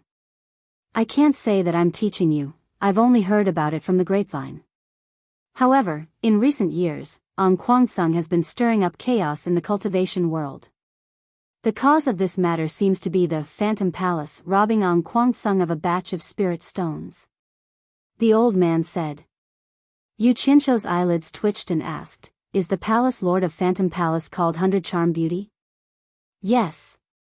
The old man nodded and sighed. Phantom Palace is ranked 5th in the Devil Dao. But for some reason, they actually mustered a large force to rob An Kuansung's spirit stones mine. An Kuansung has been silent in the cultivation world for many years, and his disciples are said to be getting worse with each generation. But this matter completely angered An Kuansung. Rumor has it that An Kuansung's back mountain has more than 30 crossing tribulation stage cultivators. This is more than 30 crossing tribulation stage cultivators. Looking at the entire righteous and devil Dao, how many sects can take out such a number? These people brought nearly 100 nascent soul stage elders to attack the Demon Illusion Palace. In just half a day, the Demon Illusion Palace, which is ranked 5th in the Devil Path, was removed from the list. The palace master and several elders were severely wounded and disappeared. So powerful. Guan Yu said in shock. Yu Qianzhou didn't have much of an idea of the so-called strength of the various sects in the cultivation world, but he didn't expect that the righteous Dao, which is ranked 6th, would attack the devil Dao, which is ranked 5th in less than half a day. After staying in An Kuansung for so long, he only knew that An Kuansung was ranked 6th. As for how strong the 6th was, he was completely clueless. However, the Phantom Palace was also quite unlucky. They wanted to rob spirit stones, but they didn't manage to do so. All the spirit stones went into other people's pockets. In the end, they brought disaster upon themselves. It was just a pity that the beautiful palace mistress was gone. He wondered how she was doing now. Yu Qianzhou smiled sheepishly at the thought of the huge pile of spirit stones in his hands, and the food and drinks in front of him were all exchanged with those spirit stones. This An Kuansung is really amazing. Not only the Phantom Palace, but also some of the small devil sects that have offended An Kuansung in recent years have all been eradicated. An Kuansung's series of actions were truly amazing. The balance of power in the entire cultivation world has been completely broken. I'm afraid that this rare peace in the cultivation world will set off another storm. The old man shook his head. He ate a mouthful of food and drank a glass of wine. He glanced at Yu Qianzhou and teased, "That's why I told you not to provoke An Kuansung." "Of course not. I just took a second glance at him because he's so pretty." Yu Qianzhou replied awkwardly. Seeing Guan Yu and the old man laughing wretchedly, he couldn't help but change the topic and asked, "Senior, you have an extraordinary appearance. May I ask which sect are you from?" The smile on the old man's face froze. He touched his face and looked at himself. He said, "You're such a hypocrite. This is the first time I've heard someone say that I have an extraordinary appearance. Yu Qianzhou quickly said, I'm talking about inner qualities, inner qualities. Guan Yu laughed quietly at the side. Oh. It seems that this old man is ignorant and inexperienced. It turns out that you can use extraordinary appearance to describe inner qualities. Forget it. I won't argue with you because of the good wine and dishes. This old man is 10,000 demons Qiu Weiyuan. The old man said indifferently. Guan Yu was shocked and said, You're from the number 1 devil sect, 10,000 demons? Why? This old man is from 10,000 demons. What's wrong with that? Qiu Weiyuan said as he glanced at Yu Qianzhou. He felt strange. He had noticed that this young man in front of him was a cultivator, but he couldn't see through his cultivation. This was really strange. Could it be that this young man's cultivation was higher than his? Yu Qianzhou didn't know what Qiu Weiyuan was thinking. He didn't mind which sect 10,000 demons belonged to. To him, the so-called devil sect was similar to the mafia. He cupped his hands and said, So it's Senior Qiu. I've heard a lot about you. I've heard a lot about you. Qiu Weiyuan's face twitched and said, What are you talking about? Have you heard of this old man's name? This old man is so stubborn. He knows that I'm just being polite, but he doesn't give me any face. Yu Qianzhou smiled and said, Let's not talk about it. Let's drink and eat. After eating and drinking, the two of them politely sent Qiu Weiyuan out of 100 Flowers' house. After that, Yu Qianzhou wanted to go upstairs to meet his goddess sister. However, he was stopped by Guan Yu and wanted to go to the night market. He didn't have the mood to do that, but it was still early. Lu Zhenguang might still be with Chu Ping, so he listened to Guan Yu and the two of them strolled around with full stomachs. Guan Yu suddenly saw the pouch on Yu Qianzhou's waist. His eyes lit up and he said, I've never used a storage pouch. I want one too. Oh. Go buy one then. I'll just walk around here. Come back and find me. Yu Qianzhou nodded. Guan Yu stretched out his hand and said, Give it to me. Give what? Spiritual stones to buy a storage pouch. Damn. You live and eat from me. Don't you think it's too much to ask for pocket money from me? Didn't you say you'll be my boss and let me follow you? Also, the spiritual stones I have are not enough to buy a storage pouch. You're not so stingy as a boss, right? You have so many. Yu Qianzhou quickly interrupted, All right, stop yelling. I'll give it to you. He pretended to take out a high-grade spiritual stone from his storage pouch. Guan Yu took the spiritual stone and shook his head, It's not enough. Give me more. The 100 Flowers Valley has a lot of exotic flowers and plants. I want to buy some seeds for your sister. Buy a gift for my sister? Don't tell me you like my sister. I advise you to give up on this idea. If she's not happy, you'll be in trouble. Yu Qianzhou said suspiciously. Don't let your imagination run wild.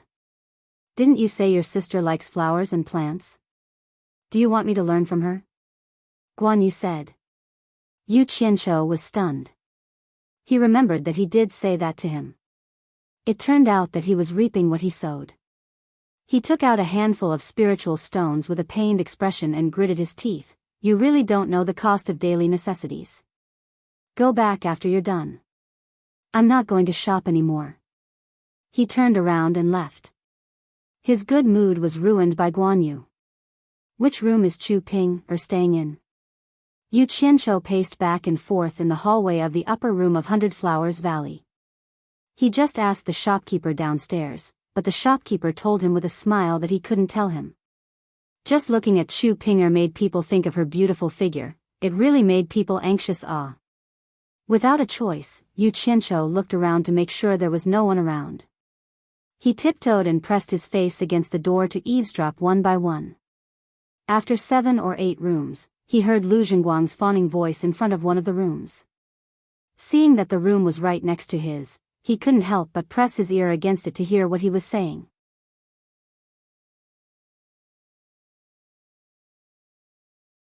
Chapter 38. Inside the room, Chu Ping sat on both sides of a bright carved round table, quietly listening to Lu Jingguang's flattering words.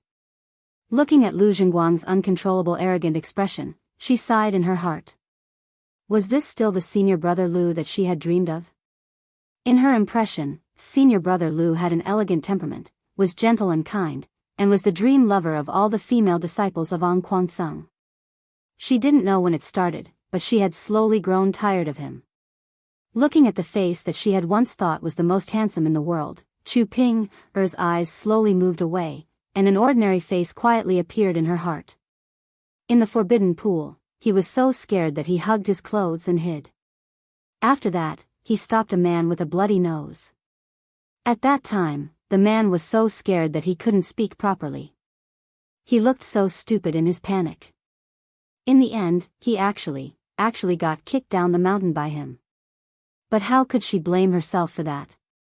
At that time, he was alone. She couldn't help but misunderstand, and it was a deep misunderstanding. She even had the urge to kill him. If it wasn't for the peeping in the forbidden cave, she didn't know how long she would have misunderstood. Elder Hao's death, that silent cry, and the blood he spat out, all showed his true feelings. Just think about it, how could such a person do such a dirty thing? Facing the sect leader without fear, facing him bluntly, how many disciples of An Kuang Sung could do that? Facing the scolding of trash, how many people could do that? If it wasn't for senior brother Lu's palm, An Kuang Sung probably wouldn't know that he was the kind of person who was willing to live in obscurity.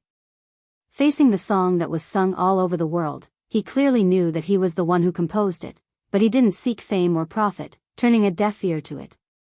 If I didn't know, if I didn't expose it in front of you, would you continue to hide it like this?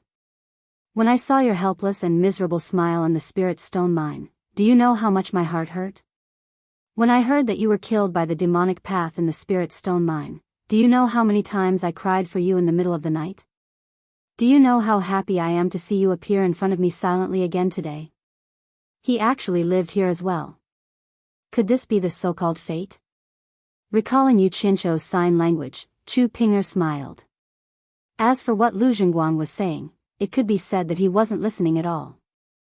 Yu Qianzhou and Lu Jingguang, who were eavesdropping outside the door, naturally did not know what she was thinking. If Yu Qianzhou found out about it, the consequences would be unimaginable. Lu Jingguang also noticed that his junior sister was a little distracted. He was slightly stunned and stopped talking. But Chu Ping was still in a trance. Lu Jingguang's face showed a hint of anger. As the direct grandson of the Azure Light sect leader, his status could be said to be extraordinary. Which of the female disciples in the sect did not secretly have a crush on him? The woman in front of him was also the same. He knew all of this, but he had a long-term ambition, wholeheartedly devoting himself to cultivation. When he was successful and famous, these female disciples would be at his mercy. Not so long ago, Chu Ping actually distanced herself from him. The way she looked at him also lost that strange look. Finally, she attracted his attention. Compared to the other female disciples, she was the most outstanding one. The most outstanding female disciple actually lost interest in him. This was undoubtedly a provocation to him, who was used to being high and mighty. How could he bear it? Therefore, he took the initiative to approach Chu Ping. But the result of his pursuit was that he seemed to be getting further and further away. Thinking of this, Lu Jingguang's facial muscles twitched. He took a deep breath and adjusted his emotions. He picked up the teacup on the table and touched it lightly. The sound of the teacup woke up Chu Ping from her trance. Lu Jingguang smiled and said gently, "Junior sister. The whole of An Kuang Sung knows my feelings for you. Don't tell me you don't know." Chu Ping hesitated for a moment and nodded lightly. This time, she followed Lu Jingguang out to play alone under the persuasion of Grandmaster Lu Wanxian. Before she came, Grandmaster had already made it clear that he hoped that she and Lu Jingguang could become cultivation partners. Due to the pressure from Grandmaster, she was already prepared to yield. What else could she do if she didn't yield? In An Kuang Sung, there were some things that a lowly disciple like her could not decide. But she never expected to meet Senior Uncle Yu, who should have been dead a long time ago. Here. Bastard, you really want to woo my girl. How could you say such a disgusting confession? I'm so angry. My dear fairy sister, for the sake of the next generation of the cultivation world, you must hold your ground. Outside the door, Yu Qianqiu listened to her and cursed under his breath. Seeing that Chu Ping'er was unmoved, Lu Jingguang frowned and took out a long jade archive. He said, Junior sister. Take a look at this. Chu Ping'er reached out and took it. Turning it over and over, she said doubtfully, it looks very ordinary. It's neither too long nor too short. I can't tell what's so special about it. Outside the door, Yu Qianqiu's expression changed. If it weren't for the fact that he couldn't defeat Lu Jingguang, he would have kicked the door open to see what the adulterous couple was up to. He thought to himself, Lu Jingguang, don't tell me you've even taken out the tool to carry on the family line. How King shameless. What he heard next made him heave a sigh of relief. Junior sister. This jade archive is no ordinary item. I've heard that 3,000 years ago, there was a pill grandmaster in the cultivation world, right? This is the pill formula that countless generations of the pill grandmaster have painstakingly compiled. Lu Jingguang said. Ah. Pill formula. Chu Ping'er stared at the jade archive in her hand and exclaimed, is this the pill grandmaster who used to be the #1 sect of the righteous path for countless years? Wasn't it said that they were destroyed by the combined forces of the devil path 3,000 years ago? How could something that belonged to them fall into your hands? It was no wonder that Chu Ping'er was so shocked. Pill formulas were the most precious things in the cultivation world. A good pill formula was enough to set off a bloodbath in the cultivation world. Although absorbing the spiritual energy contained within spirit stones could increase one's cultivation, for those who had reached a certain level of cultivation, spirit stones weren't very useful. Things were different with a good pill formula. With a good pill formula, consuming one pill would be equivalent to a year of bitter cultivation, or even several years. For cultivators, advancing from one stage to another was as difficult as ascending to the heavens. Just like how Yu Qianqiu needed a foundation building pill to advance from the Qi training stage to the foundation building stage. Although foundation building pills were precious in the cultivation world, almost every sect had the pill formula to refine them. But what about pills that could allow one to advance from the core bearing stage to the nascent soul stage, and the tribulation stage? Although every sect had their own secret recipes and treasured them like treasures, the effects of consuming them depended on one's luck. It seemed that only a small portion of people were lucky. From this, it could be seen how precious a good pill formula was in the cultivation world. It was definitely not inferior to a good transcendent artifact. The pill grandmaster was one of the cultivation sects that excelled in this field. It was rumored that once their disciples reached a certain level of cultivation, they would have a 30% chance of breaking through after consuming the pill. Do not underestimate this 30%. If Kuangcang had 100 original infant stage cultivators, and 30% of them broke through to the tribulation stage, what would that mean? That would be an additional 30 tribulation stage cultivators. This kind of probability was something that none of the sects dared to think about. You're tuning into the Dreamy Chapters YouTube channel. We're so grateful for your support, and don't forget to subscribe to join us on this incredible journey through captivating stories. Your generosity through donations truly makes a world of difference, as it's the primary source of revenue that allows me to expand and enhance this channel for you. Thank you from the bottom of my heart for being a part of this adventure.